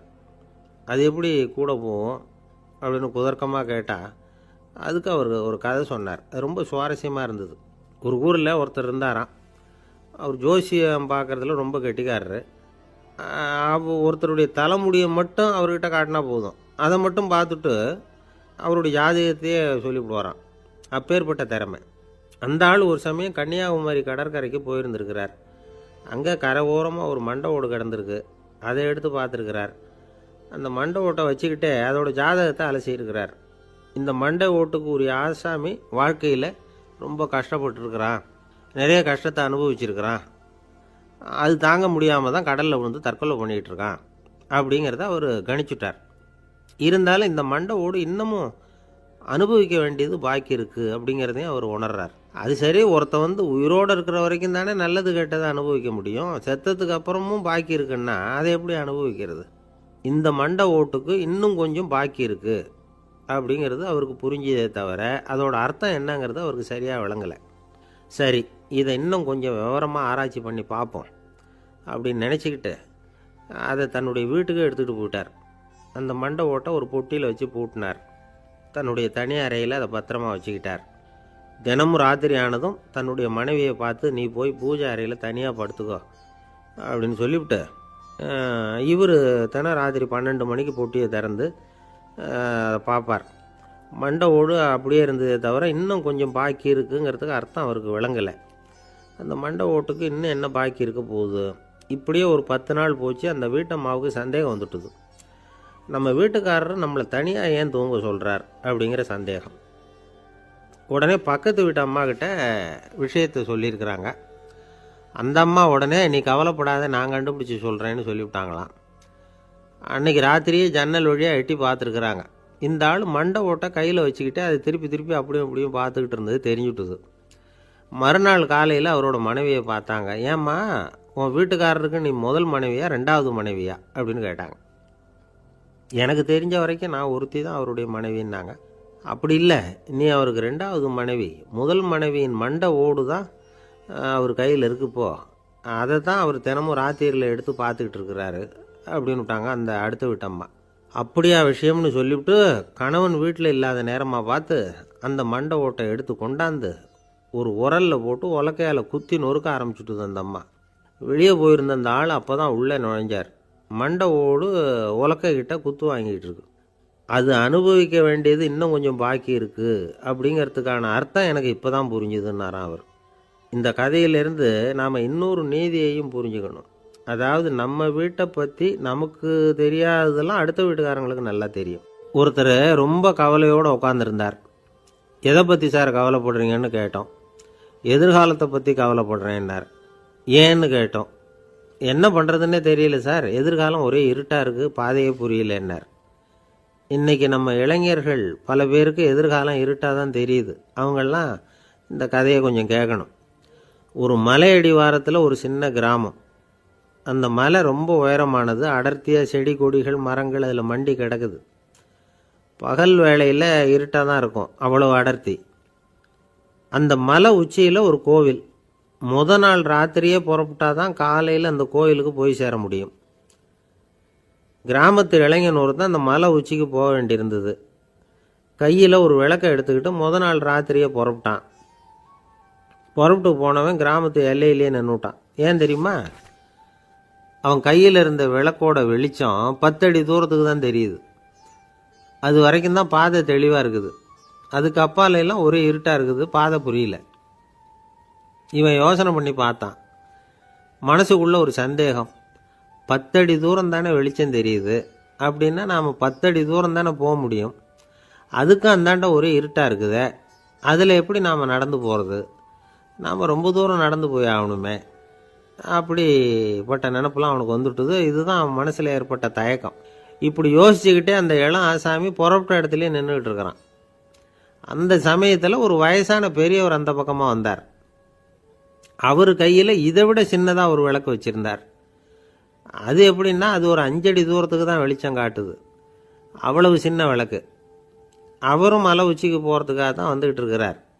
அவரை பார்த்து இவன் கேட்டான், என்ன பெரியவரே, இவ்வளவு சின்ன விளக்கை வச்சுக்கிட்டு அவ்வளவு தூரத்துக்கு எப்படி மலையேற போகிறீங்க அப்படின்னு கேட்டான். நீ ஏன் இப்படி தயங்கிக்கிட்டே நிற்கிறேன்னு கேட்டார் பெரியவர். என்கிட்ட இருக்கிற விளக்கு 10 அடி தூரத்துக்கு தான் பாதையை காட்டுதுன்னா. இப்போ பெரியவர் சொன்னார், தம்பி, உன் கையில் இருக்கிற விளக்கு கொடுக்குற வெளிச்சத்தை வச்சு நீ முதல்ல 10 அடி தூரம் முன்னாடி போ. 10வது அடியில் போய் நின்றுக்கிட்டு பாரு. மறுபடியும் ஒரு 10 அடி தூரத்துக்கு பாதை தெரியும். இப்படி உன் கையில் இருக்கிற விளக்கு தொடர்ந்து வெளிச்சம் காட்டிக்கிட்டே இருக்கும். நீ முன்னேற முன்னேற அந்த வெளிச்சமும் முன்னேறும். அதனால் எத்தனை கிலோமீட்டர் தூரம் வேணும்னாலும் நீ இந்த 10 அடி தூரம் வெளிச்சத்தை வச்சுக்கிட்டே நீ போயிடலாம், புறப்படு அப்படின்னார். இப்போ தான் அந்த பெரியவர் சொன்னது இளைஞனுக்கு பளிச்சுன்னு புரிஞ்சுதான். உடனே உற்சாகமாக புறப்பட்டான், உச்சிக்கு போய் சேர்ந்தான். இந்த கதையிலேருந்து நாம் புரிஞ்சிக்க வேண்டியது என்ன தெரியுமா? நீண்ட கால திட்டம் ஒன்று போடும் பொழுது நமக்கு முன்னாடி இருக்கிறத மறந்துட்டு மனசை போட்டு குழப்பிக்க கூடாது. உங்கள் கையில் என்ன இருக்கோ அதுலேயே உங்கள் எதிர்காலம் மறைஞ்சிருக்குது. கண் முன்னாடி தெரியறத வச்சு ஆரம்பிங்க, போக போக வழி தானாக புலப்படும் அப்படிங்கிறார் ஒரு பெரியவர். பெரிய பயணங்களையெல்லாம் இப்படி தான் நடத்த வேண்டியிருக்கும். ஒவ்வொரு அடியாக எடுத்து வச்சா ஓடி போய் சேர்ந்து விடலாம். மலைச்சி போய் நின்றுட்டா நின்றுக்கிட்டே இருக்க வேண்டியது தான். நம்ம ஆள்லாம் ரொம்ப மோசமாக இருக்கிறாங்க. ஒருத்தன் அப்படி தான் நீண்ட தூர பிரயாணம் ஒன்று புறப்பட்டான். ரயில் போய்கிட்டே இருந்தது. கொஞ்சம் தூரம் போச்சு, பாதி வழியில் கையில் வச்சுருந்த டிக்கெட்டை காற்றுல விட்டுட்டான். ஐயோ, என் டிக்கெட்டு போயிட்டுதே அப்படின்னு கத்த ஆரம்பிச்சிட்டான். பக்கத்தில் இருந்த பெரியவர் அவனை பார்த்து பரிதாபப்பட்டு, கவலைப்படாத தம்பி, போனால் போகுது, வேறு டிக்கெட் வாங்கிக்கலாம் அப்படின்னு ஆறுதல் சொன்னார். அதுக்கு அவன் சொல்கிறான், சார், நான் அதுக்காக அழலை, அந்த டிக்கெட்டு கிடைச்சா தானே நான் எந்த ஊருக்கு போகணுங்கிறது எனக்கு தெரியும் அப்படிங்கிறான். ஒரு ஊரில் ஒரு ஆள் இருந்தான். அவனுக்கு ஒரே ஒரு மகள். அவளை நல்ல இடத்துல கட்டி கொடுக்கணும்னு ஆசைப்பட்டான். அதுக்காக மாப்பிள்ளை தேடிக்கிட்டு இருந்தான். அவன் கொஞ்சம் வசதியான ஆள். அதனால் நிறைய பேர் வந்தாங்க. இருந்தாலும் ஒரு நல்ல குணமுள்ள மாப்பிள்ளையாக இருக்கணும் அவன் எதிர்பார்த்தான். அப்படி இருக்கணும்னு தொடர்ந்து முயற்சி பண்ணான். கடைசியாக ஒரு 3 பேர் கிடைச்சாங்க. அந்த 3 பேரில் யாரை தேர்ந்தெடுக்கிறது? இதுதான் அவனுக்கு வந்த குழப்பம். இந்த நிலைமையில் ஒரு பெரியவரை தேடி போனான். அவர்கிட்ட தன்னுடைய பிரச்சனையை சொன்னான். அவர் கொஞ்சம் யோசனை பண்ணார். அதுக்கப்புறம் 3 பேரையும் கூப்பிட்டார். இதை பாருங்கப்பா, உங்கள் 3 பேருக்கும் 3 மாத கால அவகாசம் தர்றேன். நீங்கள் இப்போ போகலாம். 3 மாதம் கழித்து திரும்பி வரலாம். அப்படி வரும்பொழுது இந்த 3 மாத காலத்தில் நீங்கள் செஞ்ச நல்ல காரியம் ஏதாவது ஒன்று சொல்லணும். அதை வச்சு உங்களில் ஒருத்தரை நாங்கள் தேர்ந்தெடுத்துக்கிறோம் அப்படின்னு சொன்னாராம். 3 பேரும் சரின்னு சொல்லிவிட்டு திரும்பி போயிட்டாங்க. 3 மாதம் ஆச்சு. அதுக்கப்புறம் ஒரு நாள் திரும்பி வந்தாங்க. அவர் அவங்கள கூப்பிட்டு உட்கார வச்சார். அப்புறம் கேட்டார், இப்போ சொல்லுங்கள், இந்த 3 மாத காலத்தில் நீங்கள் செஞ்சுருக்கிற ஏதாவது ஒரு நல்ல காரியத்தை சொல்லுங்க அப்படின்னார். முதல்ல ஒருத்தன் எழுந்திரிச்சு நின்னான். ஐயா, எங்கள் அப்பா இறந்த பிறகு அவரோட கணக்கு வழக்குகளை எடுத்து பார்த்துக்கிட்டு இருந்தேன். அவர் ஒரு வியாபாரிகிட்ட 10,000 ரூபா கடன் வாங்கியிருக்கிறதாக எழுதியிருந்தார். அந்த வியாபாரியும் இப்போ உயிரோடு இல்லை. இருந்தாலும் அந்த வியாபாரியோட மகனை தேடி கண்டுபிடிச்சேன். கணக்கு புத்தகத்தை காட்டினேன். எங்கள் அப்பா உங்கள் அப்பா கிட்ட 10,000 ரூபா கடன் வாங்கியிருக்கிறதாக இதை எழுதியிருக்கிறார். அதனால் அதை திருப்பி கொடுக்கறதுக்காக வந்திருக்கிறேன். இந்தாங்க அந்த பணம் அப்படின்னு சொல்லி கொடுத்துட்டு வந்துட்டேன் அப்படின்னு நானாம். இதை பெரியவர் கவனமாக கேட்டுக்கிட்டார். அதுக்கப்புறம் 2வது இளைஞன் எழுந்திரிச்சான். ஐயா, நான் போன மாதம் ஒரு நாள் ராத்திரி வேளையில் ஒரு காட்டுப்பாதை வழியாக எங்கள் ஊருக்கு போய்கிட்டு இருந்தேன். அந்த சமயத்தில் அந்த வழியாக வந்துக்கிட்டு இருந்த ஒரு வழிப்போக்கர்கிட்ட 4-5 திருடர்கள் வம்பு வளர்த்து அவர்கிட்ட இருந்த பொருளை எல்லாம் கொள்ளையடிச்சிக்கிட்டு இருந்தாங்க. நான் உடனே ஒரு குச்சியை எடுத்துகிட்டு ஓடினேன். அந்த திருடர்களை அடித்து விரட்டினேன். பொருளை எல்லாம் மீட்டு அந்த வழிப்போக்கர்கிட்ட ஒப்படைச்சேன். அவரை பத்திரமா அழைச்சிக்கிட்டு போய் அவர் வீட்டில் விட்டுட்டு வந்தேன் அப்படின்னு நானும். இதையும் பெரியவர் கவனமாக கேட்டுக்கிட்டார். அடுத்தபடியாக 3வது இளைஞன் எழுந்திரிச்சான். ஐயா, போன மாதம் ஒரு நாள் நான் ஒரு மலைப்பாதை வழியாக போய்கிட்டு இருந்தேன். மலைப்பாதை விளிம்பில் ஒரு மதகு கட்டை, அது மேலே ஒரு ஆள் படுத்து தூங்கிட்டு இருந்தான். அந்த பக்கம் தவறி உருண்டு விழுந்திருந்தான்னா அதில் பாதாளம். அது மலையடி வாரத்தில் போய் தான் விழணும். அவ்வளவு பள்ளம். அது தெரியாமல் அவன் பாட்டுக்கு தூங்கிட்டு இருந்தான். நான் உடனே அவன்கிட்ட ஓடி போய் குனிஞ்சு அவன் முகத்தை பார்த்தேன். அப்போ தான் புரிஞ்சுது, அவன் ஏற்கனவே எனக்கு தெரியும், அவனை எனக்கு நிறைய கெடுதல் பண்ணியிருக்கிறான், இடைஞ்சல் கொடுத்தவன். இருந்தாலும் ஐயோ பாவம்னு நினச்சி அவனை எழுப்பி பாதுகாப்பாக வேற ஒரு இடத்துல படுக்க வச்சுட்டு வந்தேன் அப்படின்னு நானா. பெரியவர் இதையும் கேட்டுக்கிட்டார். அதுக்கப்புறம் அவங்க 3 பேரையும் பார்த்து, நீங்கள் போகலாம், நாங்கள் யோசித்து முடிவு பண்ணி உங்களுக்கு சொல்லி அனுப்புகிறோம் அப்படின்னாராம். அந்த இளைஞர்கள் புறப்பட்டு போயிட்டாங்க.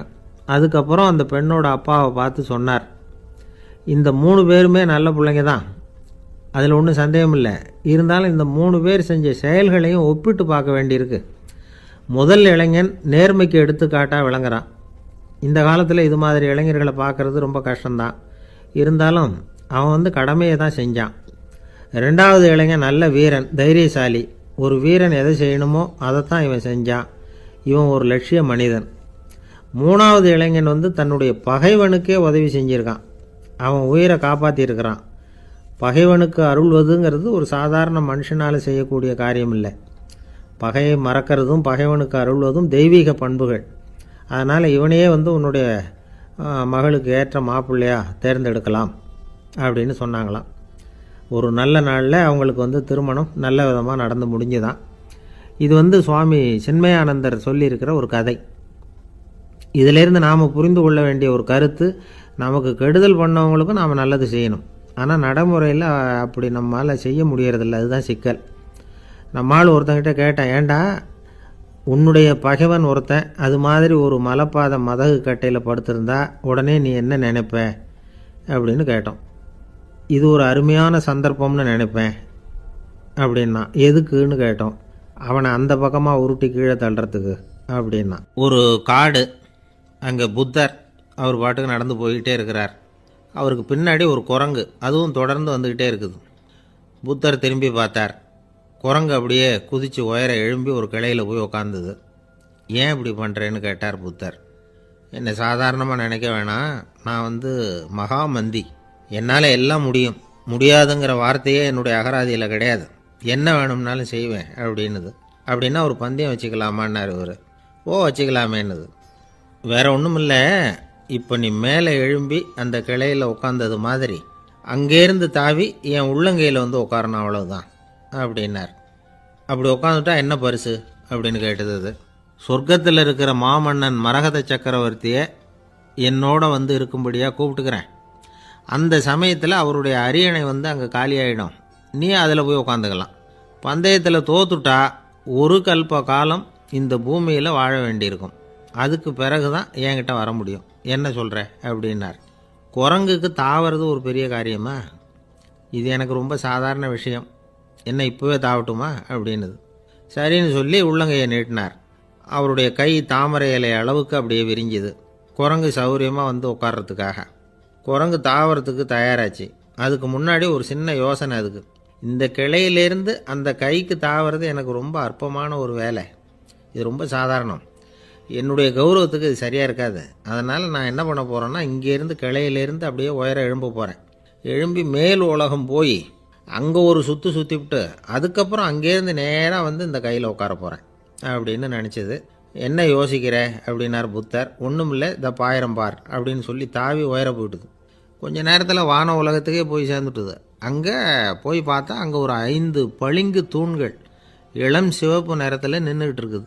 குரங்கு நினச்சிக்கிட்டுது, புத்தர்கிட்ட போய் இந்த பளிங்கு தூண்களை பார்த்தோம்னு சொன்னால் அப்படியே திகைச்சு போயிடுவார், இந்த தூணில் ஏதாவது அடையாளம் செஞ்சுட்டு போகணும் அப்படின்னு அந்த இடத்துல மிதந்துக்கிட்டே நினச்சிது. உடனே ஒரு தூணில் எழுதிச்சு. என்ன எழுதிச்சுன்னா, ஒரு மகா ஞானி இங்கே வந்துட்டு போகிறார் அப்படின்னு எழுதிச்சு. எழுதிவிட்டு அப்படியே கீழே தாவி புத்தரோட உள்ளங்கையில் உட்காந்துது.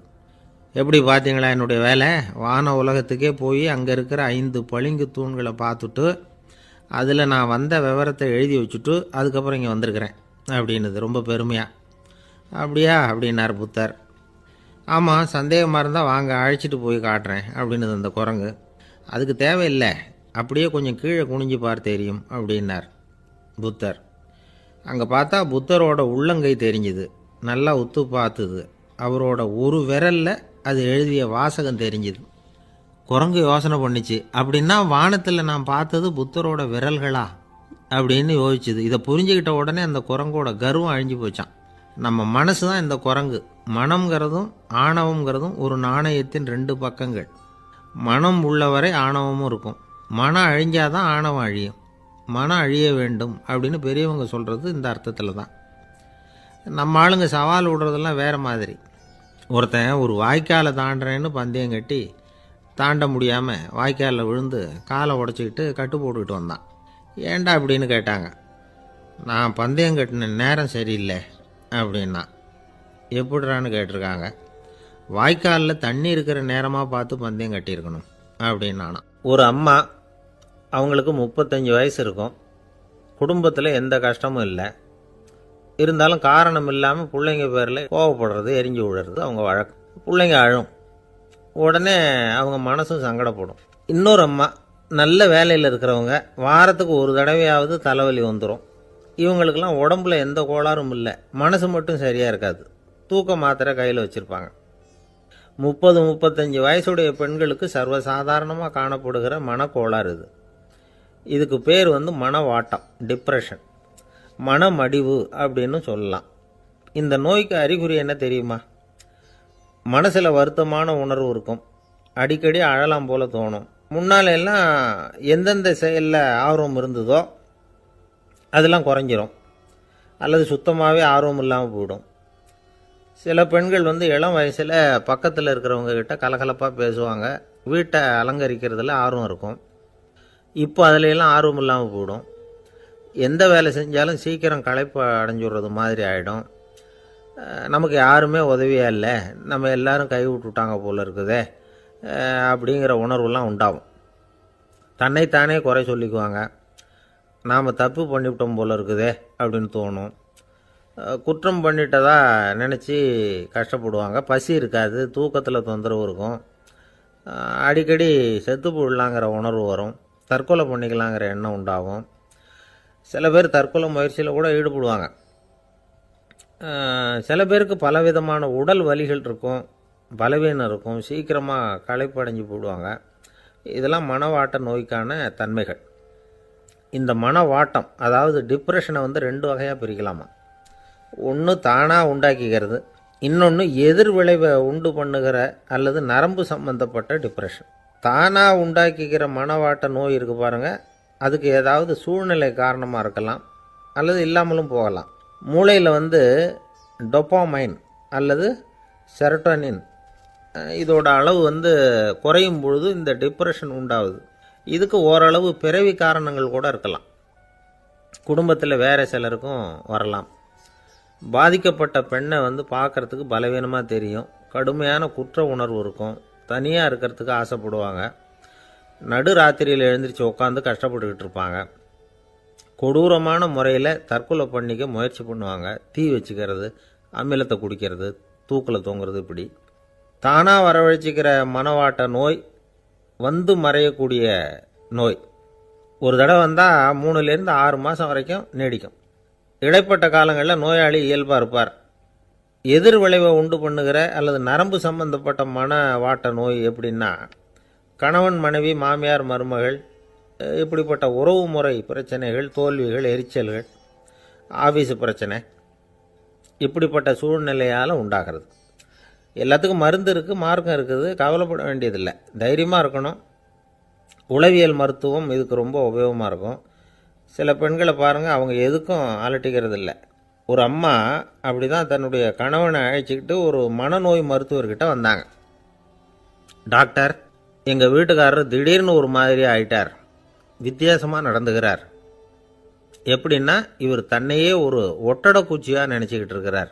அப்படி நினச்சிக்கிட்டு தன்னுடைய தலையாலேயே வீட்டில் உள்ள ஒட்டடையெல்லாம் தொடச்சிக்கிட்டு இருக்கிறார் அப்படின்னாங்க. எவ்வளவு நாளாக அப்படி இருக்குதுன்னு கேட்டார் டாக்டர். 1 வாரமாக அப்படி இருக்குது அப்படின்னாங்க அந்த அம்மா. அப்படின்னா முன்னாடியே ஏன் அழைச்சிட்டு வரல அப்படின்னு கேட்டார் டாக்டர். வீடு பூரா சுத்தமாகட்டுமேனு பார்த்துக்கிட்டு இருந்தேன் டாக்டர் அப்படின்னாங்களாம் அந்த அம்மா. ஒரே ஒரு ஊரில் ஒரு பாதிரியார் இருந்தார். ரொம்ப நாள் சந்தோஷமாக வாழ்ந்தார். ஒரு நாள் அவர் மடத்து சமையல் அறையில் பாத்திரங்களை கழுவி துலக்கி சுத்தப்படுத்திக்கிட்டு இருந்தார். அந்த சமயத்தில் ஒரு தேவதூதன் அவர் முன்னாடி நின்னான். இவர் நிமிர்ந்து பார்த்தார்.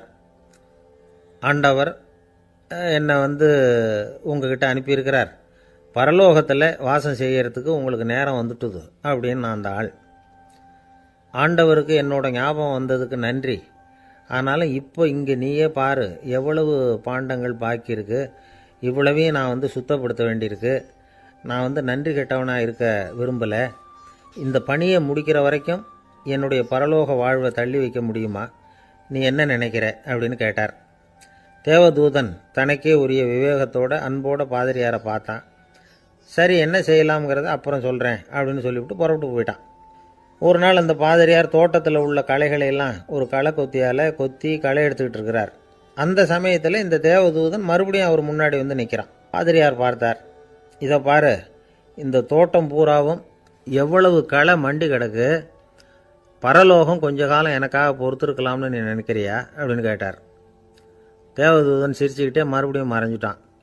மறுபடியும் அவர் களை எடுக்கிறது, தானிய களஞ்சியத்துக்கு வர்ணம் பூசுறது, இப்படிப்பட்ட வேலைகளில் ஈடுபட்டிருக்கார்.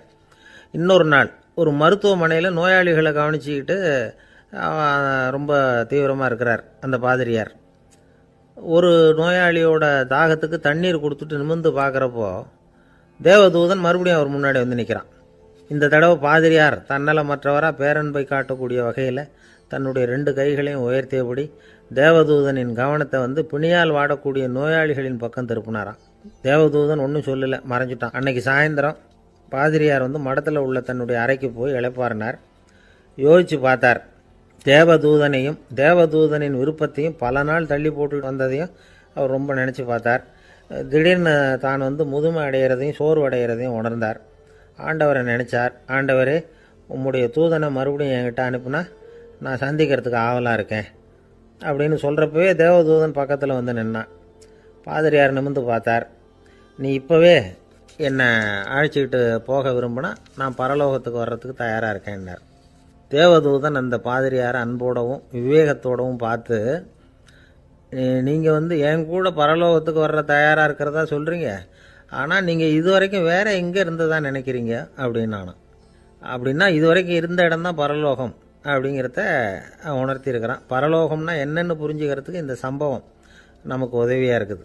தொண்டு செய்கிறத விட பெரிய செயல் வேறு எதுவும் இருக்க முடியாது. அது நம்ம மனசுக்கு கொடுக்குற சுகத்தை வேறு எதுவும் கொடுக்க முடியாது. நாம் தொண்டு செய்கிற இடம் தான் அந்த புண்ணிய இடம். ஆனால் இந்த காலத்துல எல்லாம் நாம் தொண்டு செய்யணும்னு நினச்சி ஏதாவது ஆரம்பித்தா கூட அதை ஒரு மாதிரியாக சுற்றி நின்று வேடிக்கை பார்க்க ஆரம்பிச்சிடுறாங்க. ஒரு பெரியவர் அப்படி தான் ஒரு தொண்டு செஞ்சுக்கிட்டு இருந்தார். ஒரு கோவில் கட்டிக்கிட்டு இருந்தாங்க. அதில் ஒரு இடத்துல ஒரு பலகையை வச்சு ஆணி அடிக்கிற வேலையை செஞ்சுக்கிட்டு இருந்தார் அந்த பெரியவர்.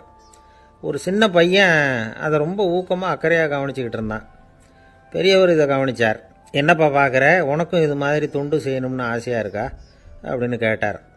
அதுக்கு அந்த பையன் சொல்கிறான், அப்படி இல்லைங்க, நீங்கள் ஆணி அடிக்கிறப்போ கையில் சுத்தியால் அடிச்சுக்கிட்டா எப்படி துடிப்பீங்க, எப்படி கத்துவீங்கன்னு தெரிஞ்சுக்கிறதுக்காக அதை பார்க்கணும்னு ஆசை, அதுக்காக தான் காத்துக்கிட்டு இருக்கேன் அப்படின்னு நானும். ஒரு ஊரில் ஒரு ஞானி இருக்கிறார். ரொம்ப பெரிய ஞானி, ரொம்ப வயசாகிட்டுது. கடைசி காலத்தில் அவர்கிட்ட சில பேர் வந்தாங்க. உங்கள் குரு யார் அப்படின்னு கேட்டாங்க. அவர் நிமிர்ந்து பார்த்தார். எனக்கு ஆயிரக்கணக்கான குருமார்கள் உண்டு, அவங்க பேரெல்லாம் சொல்லணும்னா இந்த காலம் பத்தாது. ஆனால் முக்கியமான ஒரு 3 பேரை பற்றி மட்டும் உங்களுக்கு சொல்கிறேன் அப்படின்னாராம். அப்புறம் சொன்னார், அந்த 3 பேரில் ஒருத்தன் ஒரு திருடன். ஒரு சமயம் ஒரு பாலைவனம் வழியாக நான் போய்கிட்டு இருந்தேன். அப்போது வழி தவறி போய் ஒரு கிராமத்துக்கு போயிட்டேன். அது இருட்டு நேரம், நடு ராத்திரி, ஊரே உறங்கி போச்சு. அந்த நேரத்தில் ஒரு ஆள் மட்டும் ஒரு வீட்டு சுவத்தில் ஏதோ பண்ணி உள்ளே நுழையிறதுக்கு முயற்சி பண்ணிகிட்டு இருக்கிறான். அவங்கிட்ட போய் நான் இன்றைக்கி இங்கே எங்கே தங்க முடியும் அப்படின்னு கேட்டேன். அதுக்கு அவன், இந்த ராத்திரி வேளையில் அது ரொம்ப சிரமம், ஒரு திருடனோட உங்களால் தங்க முடியும்னா நீங்கள் என்னோட தங்கலாம் அப்படின்னா. நான் அவங்க கூட 1 மாதம் தங்கியிருந்தேன். ஒவ்வொரு நாள் ராத்திரியும் இப்போ நான் என்னுடைய வேலைக்கு போகிறேன், நீங்கள் ஓய்வு எடுத்துக்கோங்க அப்படின்னு சொல்லிவிட்டு போவான். அவன் திரும்பி வந்த உடனே உனக்கு ஏதாவது கிடைச்சிதான்னு நான் கேட்பேன். அதுக்கு அவன், இன்றைக்கி ராத்திரி ஒன்றும் இல்லை, நாளைக்கு மறுபடியும் முயற்சி பண்ணுவேன் அப்படின்பா. எப்பவும் அவன் நம்பிக்கை இழந்ததே கிடையாது, எப்பவும் சந்தோஷமாகவே இருப்பான். நானும் ரொம்ப காலமாக தியானம் பண்ணிக்கிட்டே இருந்தேன், ஒன்றுமே நடக்கலை. ஆனால் நான் என்ன பண்ணேன் தெரியுமா, மனசு வருத்தப்படும், நம்பிக்கை இழந்துருவேன். அப்போல்லாம் அந்த திருடனுடைய விடாமுயற்சி தான் ஞாபகத்துக்கு வரும். அதனால் அந்த திருடன் எனக்கு ஒரு குரு. என்னுடைய 2வது குரு யாருன்னா அது ஒரு நாய். இது எப்படின்னா, ஒரு சமயம் எனக்கு ரொம்ப தாகமாக இருந்தது. ஒரு நதியை நோக்கி போய்கிட்டு இருந்தேன். அப்போ ஒரு நாயும் வந்தது. அதுக்கும் தாகம். ஓடி வந்து ஆற்றை பார்த்துது. அதோட நிழல் வந்து ஆற்றுல தெரிஞ்சுது. அதை பார்த்ததும் பயந்துட்டுது அது. அதாவது அது தன்னுடைய சொந்த உருவத்தையே கண்டு பயந்தது. அதை பார்த்து குறைக்குது, திரும்பி ஓடிச்சு. ஆனால் அதுக்கு தாகம் அதிகமாக இருந்ததுனால அது மறுபடியும் திரும்பி வந்தது. பார்த்தா மறுபடியும் தண்ணியில் நாயோட உருவம் தெரியுது. இப்படி சில தடவை பண்ணிச்சு. இருந்தாலும் கடைசியில் தண்ணியில் குதிச்சுட்டுது துணிஞ்சி. இப்படி குதித்த உடனே அதோட உருவமும் மறைஞ்சுட்டுது. இதை பார்த்தேன்.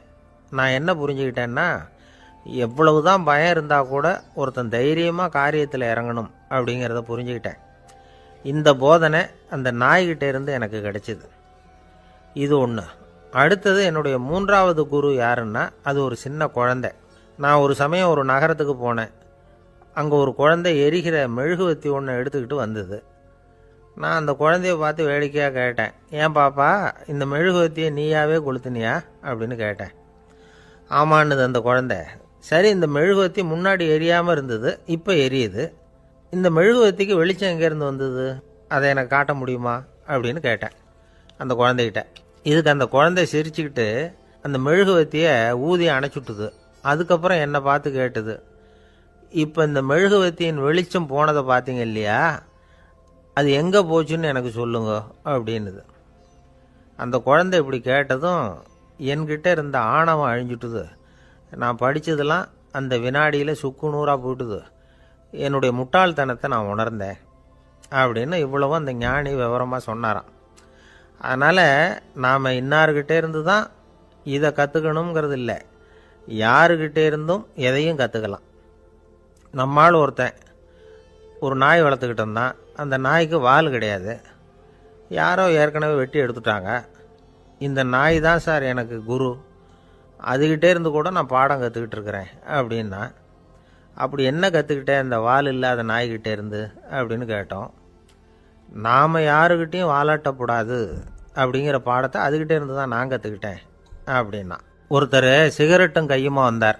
சார், இந்த புகைப்பிடிக்கிற பழக்கத்தை நிறுத்தி போடணும்னு தான் பார்க்குறேன், முடியலேன்னார். புகைப்பிடிக்கிறத நிறுத்துறது ரொம்ப சுலபம் சார் அப்படின்னார் இன்னொருத்தர். எப்படி சொல்கிறீங்கன்னு கேட்டார் அவர். நான் கூட ஏற்கனவே 10 தடவை அந்த பழக்கத்தை நிறுத்தி இருக்கிறேன் சார் அப்படின்னார் இவர். இதிலேருந்து என்ன தெரியுது, புகைப்பழக்கத்தை திடீர்னு விட்டு விடுறதுங்கிறது ரொம்ப கஷ்டம்னு தெரியுது. இருந்தாலும் இது சம்பந்தமான ஆராய்ச்சி, அனுபவம், இது ரெண்டையும் அடிப்படையாக வச்சு சில வழிமுறைகளை சொல்கிறாங்க. அதாவது புகைப்பிடிக்கிறத நிறுத்துறதுக்கு 10 வழிகள் உண்டு அப்படின்னு சொல்கிறாங்க. அது என்னங்கிறத தெரிஞ்சுக்கிட்டா உபயோகப்படுதான்னு பார்க்கலாமே. முதல் கருத்து என்னன்னா, கொஞ்ச நாளைக்கு புகைப்பிடிக்கிற நண்பர்களை விட்டு விலகி இருக்கணும். இதனால் புகைப்பிடிக்கிற ஆசை குறையும். அந்த பழக்கத்தை மறுபடியும் ஆரம்பிக்கக்கூடாதுங்கிற எண்ணம் உறுதிப்படும். 2வது கருத்து, புகைப்பிடிக்கிறதை எதிர்த்து தீவிரமாக பிரச்சாரம் செய்ய ஆரம்பிச்சிடணும். அது அடுத்தவங்களுக்கும் உபயோகப்படும், உங்களுக்கும் உபயோகப்படும். உங்கள் உள்ளுணர்வை அது தூண்டும், உங்களை உறுதி கொள்ள வைக்கும். 3வது கருத்து என்னென்னா, தினமும் 2 தடவை குளிக்கணும். எப்படி தெரியுமா, முதல்ல வெது வெதுப்பான தண்ணீர், அப்புறம் குளிர்ந்த தண்ணீர், இப்படி மாறி மாறி குளிக்கணுமா. 4வது கருத்து, உடற்பயிற்சிகள் செய்யணும். மூச்சு வாங்குற மாதிரியான பயிற்சிகள் ரொம்ப நல்லதான். பிராணாயாமம் அப்படிங்கிற மூச்சு பயிற்சி ரொம்ப நல்லதுங்கிறாங்க. அப்புறம் 5வது கருத்து, சாப்பாடு மிதமாக இருக்கணும், சீராக இருக்கணும். பச்சை காய்கறிகள், பழங்கள் சாப்பாட்டில் சேர்த்துக்கலாம். அடிக்கடி கொஞ்சம் கொஞ்சமாக சாப்பிட்டு ரத்தத்தில் சர்க்கரையின் அளவை பராமரிக்கணும். இது நரம்புகளை அமைதிப்படுத்தும். 6வது கருத்து என்னென்னா, ரொம்ப நேரம் பசியோடு இருக்கக்கூடாது. புகைப்பிடிக்கிறத நிறுத்த முயற்சி செய்யும் பொழுது எடை குறைப்பு நடவடிக்கைகளை மேற்கொள்ளக்கூடாது. 7வது கருத்து, காப்பி, தேநீர், மதுபானம், அப்புறம் போதைப் பொருள்கள் கலந்த உணவுகள் இதெல்லாம் வேணாம். புகைப்பிடிக்கிறத அதெல்லாம் ஊக்கப்படுத்தும். கடுகு, மிளகு, அப்புறம் காரமான பொருள்களை தவிர்க்கணும். உப்பு அளவை குறைக்கணும். தினமும் 10 கோவள தண்ணீராவது குடிக்கணும். வெறும் தண்ணி புகைப்பிடிக்கிற ஆவலை தணிக்குதான். 8வது கருத்து, கையில் சிகரெட்டு, புகையில ஏதாவது இருந்தால் உடனே தூக்கி எறிஞ்சிருங்க. அது கையில் இருக்கிற வரைக்கும் புகைப்பிடிக்கிற ஆசை வந்துக்கிட்டே இருக்கும். 9வது கருத்து என்னன்னா, இறை நம்பிக்கை உள்ளவங்க புகைப்பிடிக்கிற எண்ணம் வர்றப்போவெல்லாம் பிரார்த்தனை செய்ய ஆரம்பிச்சுடலாம். 10வது கருத்து, உங்களுக்கு ரொம்பவும் வேண்டியவங்க யாரோ அவங்கக்கிட்ட எல்லாம் நீங்கள் புகைப்பிடிக்கிறத நிறுத்தி விட்டதா சொல்லிவிடுங்க. இந்த 10 வழிகளையும் கடைபிடிக்க ஆரம்பிச்சுட்டா புகைப்பிடிக்கும் பழக்கத்தை நிறுத்தி விடலாம் அப்படின்னு சொல்கிறாங்க அனுபவப்பட்டவங்க. முயற்சி பண்ணி பார்க்கலாம். ஒரு முக்கியமான இடத்துல நின்றுக்கிட்டு இருந்தார் அவர். திபேத்தில் ஒரு பழங்கால பழமொழி உண்டான், 100 பேர் செல்லலாம், எப்பொழுதாவது ஒருவன் அபூர்வமாக அடைய வேண்டிய இடத்தை அடைவான். இதுதான் அந்த பழமொழி. ஒரு உன்னதமான இலக்கை அடையணும்னா அது அவ்வளவு சுலபமான காரியம் இல்லை. இந்த காலத்து மடாலயம் ஒன்று, அதில் ஒரு தலைவர், அவருக்கு வயசாகிட்டுது, தனக்கு ஒரு வாரிசை நியமிக்கணும் அப்படின்னு ஆசைப்பட்டார். ரொம்ப கஷ்டப்பட்டு ஒருத்தரை பிடிச்சார். தனக்கு வாரிசாக நியமிச்சுட்டு அவர் சமாதி ஆகிட்டார். புதுசாக பொறுப்பேற்றுக்கிட்டவர் அப்படியே உட்காந்துருந்தார். அவரை தேடிட்டு பத்திரிகை நிருபர்கள்லாம் வந்தாங்க, கேட்டாங்க. அவர் உங்கள் பொறுப்பில் அவர் பெரியவர் விட்டுட்டு போன இது எவ்வளவு சுமாராக தேரும், எவ்வளவு விட்டுட்டு போனார் அப்படின்னு கேட்டிருக்கிறாங்க. அது என்ன ஒரு 50 லட்சம் இருக்கும் அப்படின்னாராம். அவ்வளவும் பணமா அப்படின்னு கேட்டிருக்காங்க. இல்லைங்க, கடன் அப்படின்னாராம் இவர். ஒரு ஊரில் ஒரு ஆள் இருந்தான். கற்பனையிலேயே காலத்தை கடத்திக்கிட்டு இருந்தான். ஒரு நாள் ஒரு மரத்தடியில் உட்காந்துருந்தான். அவனுக்கு பசிக்கிற மாதிரி தெரிஞ்சுது. உடனே கற்பனையிலேயே சாப்பிட ஆரம்பிச்சுட்டான். அதாவது எதிரில் இலை போட்டு சாப்பாடு போடப்பட்டிருக்கிறதாகவும் அதை இவன் சாப்பிட்றதாகவும் நினச்சிக்கிட்டு கையை மட்டும் வாய்க்கும் தரைக்குமா அப்படியும் இப்படியும் கொண்டுகிட்டு போய் பாவனை பண்ணிகிட்டே இருக்கிறான். தூரத்தில் இருந்து பார்க்குறவங்களுக்கு இவன் ஏதோ பலமான விருந்து சாப்பிட்டுக்கிட்டு இருக்கிறான் அப்படின்னு தான் தோணும். அது மாதிரியே பண்ணிக்கிட்டு இருந்தான். அந்த வழியாக ஒரு சன்னியாசி வந்துகிட்டு இருந்தார். இவனை பார்த்தார். என்ன இவன் இப்படி பண்ணிட்டு இருக்கிறானே அப்படின்னு நினைச்சாரு. கொஞ்ச நேரம் அவனையே உத்து பார்த்துக்கிட்டு இருந்தார். இவரை பார்த்ததும் அவன் இன்னமும் சுவாரஸ்யமா சாப்பிட ஆரம்பிச்சுட்டான். அப்பப்பா, என்ன இது, இந்த குழம்பு இவ்வளவு காரமா இருக்கு, என்னுடைய நாக்கே எரிஞ்சு போடும் போல இருக்க அப்படின்னு சொல்லிட்டு பக்கத்துல ஒரு குவளையை எடுத்து தண்ணி குடிக்கிறது மாதிரி பாவனை பண்றான். அப்பாடா, இப்போ கொஞ்சம் பரவாயில்ல அப்படின்னு சொல்லிட்டு குவளையை கீழே வைக்கிறது மாதிரி ஒரு பாவனை பண்றான். சன்னியாசி பார்த்தார். என்னப்பா, சாப்பாட்டுல காரம் அதிகமோ அப்படின்னார். ஆமா சுவாமி, ஞாபகம் மறதியில் கொஞ்சம் மிளகாய் அதிகமா சேர்த்துக்கிட்டேன் அப்படின்னா. சரி சாப்பிடு அப்படின்னு சொல்லிட்டார். அவன் சாப்பிட்டு முடிக்கிற வரைக்கும் பொறுமையா உட்காந்துருந்தார். அவன் அப்பாடா அப்படின்னு சொல்லிட்டு மறுபடியும் தண்ணியை எடுத்து குடிச்சான். எல்லாம் கற்பனையிலேயே. அதுக்கப்புறம் சன்னியாசி பேச ஆரம்பிச்சார். இதை பாருப்பா, உன்னுடைய கற்பனையை நான் மெச்சுறேன். இருந்தாலும் உன் சாப்பாட்டுல ஒரு இனிப்பையும் வச்சிருக்கலாமே, ஏன் மிளகாய அளவுக்கு அதிகமா போட்டுட்டு அவஸ்தைப்படுறேன் அப்படின்னார். அவன் யோசிக்க ஆரம்பிச்சான். அதுக்கப்புறம் இவர் சொன்னார், இதை பாருப்பா, இனிமேல உன்னுடைய கற்பனையும் உயர்ந்ததாக இருக்கட்டும் அப்படின்னு உபதேசம் பண்ணிவிட்டு போனார். எப்பவும் உயர்வை பத்தியே சிந்திக்கணும். உயர்வு கிடைக்கலன்னா கூட அப்படி சிந்திக்கிறத நிறுத்தப்படாது அப்படிங்கிறார் திருவள்ளுவர். உள்ளுவது எல்லாம் உயர் உள்ளல், மற்ற அது தள்ளினும் தள்ளாமை நேர்த்து. ஊக்கம் இல்லாம உலகத்துல வாழ்ந்து பிரயோஜனம் இல்லை. அதனால உயர்வாகவே சிந்திக்கணும். அது நம்மளை ஊக்கப்படுத்தும். இது பெரிய ஒரு வாக்கு. இந்த உலகத்துல கற்பனையிலேயே வாழ்கிற சில கஞ்சர்களும் உண்டு. அதாவது 2 கஞ்சர்கள், 2 பேரும் பக்கத்து பக்கத்து ஊர்ல இருந்தாங்க. பொங்கல் சமயம் ஒரு கஞ்சன் தன்னுடைய மகனை கூப்பிட்டான். இதோ பாருப்பா, பக்கத்து ஊர்ல என்னுடைய நண்பன் ஒருத்தன் இருக்கிறான், அவனுக்கு பொங்கல் பரிசு ஏதாவது கொடுக்கணும். நான் ஒரு 4 ஆட்டுக்குட்டியை தரேன், நீ கொண்டுகிட்டு போய் கொடுத்துட்டு வந்து விடுறியா அப்படின்னு கேட்டான். சரி, நான் புள்ள ஒரு பைய கையில் எடுத்துக்கோன்னா. அவன் எடுத்துக்கிட்டான். இந்த ஆட்டுக்குட்டி பிடிச்சிக்கோ அப்படின்னு சொல்லி ஒவ்வொன்னா போடுறேன் பார் அப்படின்னு சொல்லிட்டு 1 2 3 4 அப்படின்னு எண்ணிக்கிட்டே வெறும் சைகையாலேயே ஆட்டுக்குட்டியை பிடிச்சி போடுறது மாதிரி பாவனை பண்ணிட்டு இருக்கிறான். அவன் பிள்ளையும் அது ரொம்ப அக்கறையா வாங்கிக்கிறது மாதிரி வாங்கிட்டு அந்த பைய தூக்கிட்டு அடுத்த ஊருக்கு போறான். இவன் அங்க போய் சேர்ந்த நேரத்துல அந்த கஞ்சன் ஊர்ல இல்ல, எங்கேயோ வெளியில போயிருக்கிறான். அவனோட புள்ள மட்டும்தான் வீட்டுல இருந்தான்.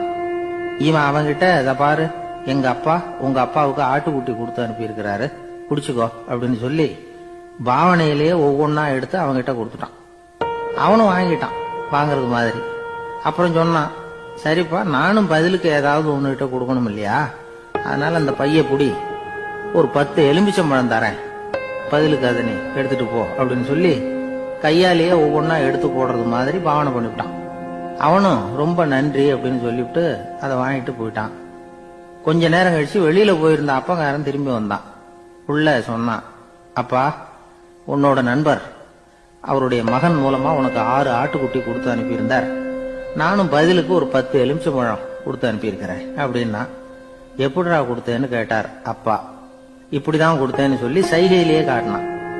இத பார்த்துதான் அப்பங்காரனுக்கு பயங்கரமா கோபம் வந்துட்டுது. பலார்னு அரைஞ்சுட்டான் பையனு. ஏன்பா அரைஞ்ச? 10 எலுமிச்சம்பழம் கொடுத்துட்டேனே அப்படிங்கறதுக்காகவா அப்படின்னு கேட்டான். அது கூட பரவாயில்ல, நீ காட்டுற சைகையை பார்த்தா ஆரஞ்சு பழம் சைஸுக்கு இருக்குதே, அவ்வளவு பெருசா ஏன் கொடுத்த? அதுதான் எனக்கு கோபம் அப்படின்னா.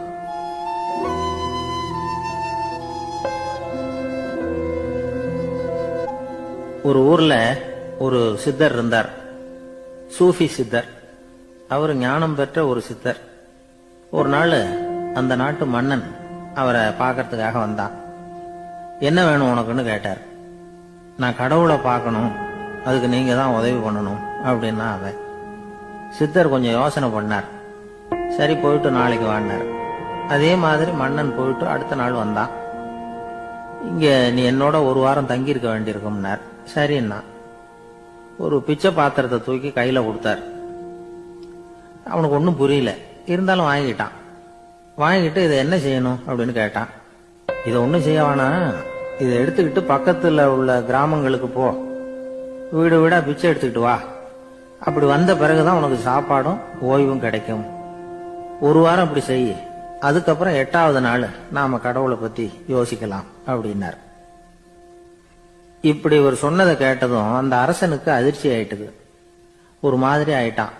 தன்னுடைய சொந்த நாட்டுல சொந்த குடிமக்கள் கிட்ட போய் பிச்சை எடுக்கிறதா அப்படின்னு யோசனை பண்ணி பார்த்தான். அதுக்கப்புறம் மெதுவா அவன் அந்த சித்தரை பார்த்தான். ஐயா, சொந்த நாட்டிலேயே பிச்சை எடுக்கிறதுன்னா எனக்கு ஒரு மாதிரியா இருக்கு, வெக்கமா இருக்கு. நான் வேணும்னா வெளி தேசத்துல எங்கேயாவது போய் பிச்சை எடுக்கவா அப்படின்னு கேட்டான். இதுக்கு அந்த சித்தர் ஒரு சம்மதிக்கல. இத பாரு, உன்னால பிச்சை எடுக்க முடியலன்னா பேசாம திரும்பி அரண்மனைக்கே போயிடு. அதுக்கப்புறம் கடவுளை பத்தி எல்லாம் பேசுறதுக்கு என்னை தேடிட்டு வரக்கூடாது அப்படின்னு விட்டார். மன்னன் தயங்கினான். இருந்தாலும் மனசை சரி பண்ணிட்டு சம்மதிச்சான். சரிங்க, ஒரு வாரம் இங்க தங்குறேன், நீங்க சொல்றது மாதிரி பக்கத்து கிராமங்களுக்கு போறேன், வீடு வீடா பிச்சை எடுக்கிறேன், வர்றேன் அப்படின்னா. ஒரு வாரம் தெரு தெருவா பிச்சை பாத்திரத்தோட அலைஞ்சான். சொந்த ஊர்ல சொந்த குடிமக்கள் கிட்ட பிச்சை எடுத்தான். 7 நாள் முடிஞ்சது. 8வது நாள் அந்த சித்தர் மன்னனை கூப்பிட்டார். இப்படி வாழ்னார். வந்தான். இனிமே நீ கடவுளை பத்தி என்கிட்ட கேட்கலாம்னார். இனிமே கேட்கறதுக்கு ஒண்ணுமே இல்ல சுவாமின்னா இவன். ஒரு வார காலம் பிச்சை எடுத்த பிறகுதான் கடவுளை காண முடியும் அப்படின்னு நான் கனவு கூட காணவில்லைன்னா. அப்படின்னா நீ பிச்சை எடுத்த காலத்துல அப்படி என்னதான் நடந்தது அப்படின்னு கேட்டார் அவரு. சுவாமி, ஒரு வார காலம் பிச்சை எடுத்ததுல என்னுடைய ஆணவம் அழிஞ்சுட்டுது. அது இப்ப இருக்கிற இடமே தெரியல. இப்ப அதை காணவே காணோம். பிச்சைக்காரனா இருந்தப்போ பெற்றதை மன்னனாக இருக்கும் போது பெற முடியாதுங்கிறத புரிஞ்சுக்கிட்டேன் அப்படின்னா மன்னன். அடக்கம் பிறந்தவுடன் தெய்வீக கதவுகள் திறந்து கொள்கின்றன அப்படிங்கிறார் ஓஷோ.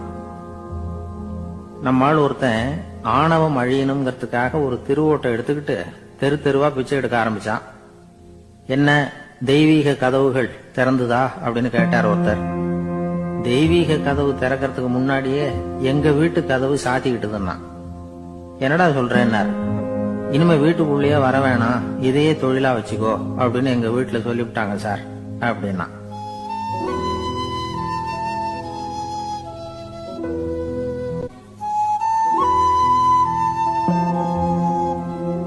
ஒரு பள்ளிக்கூடம் வகுப்பு நடந்துகிட்டு இருக்கு.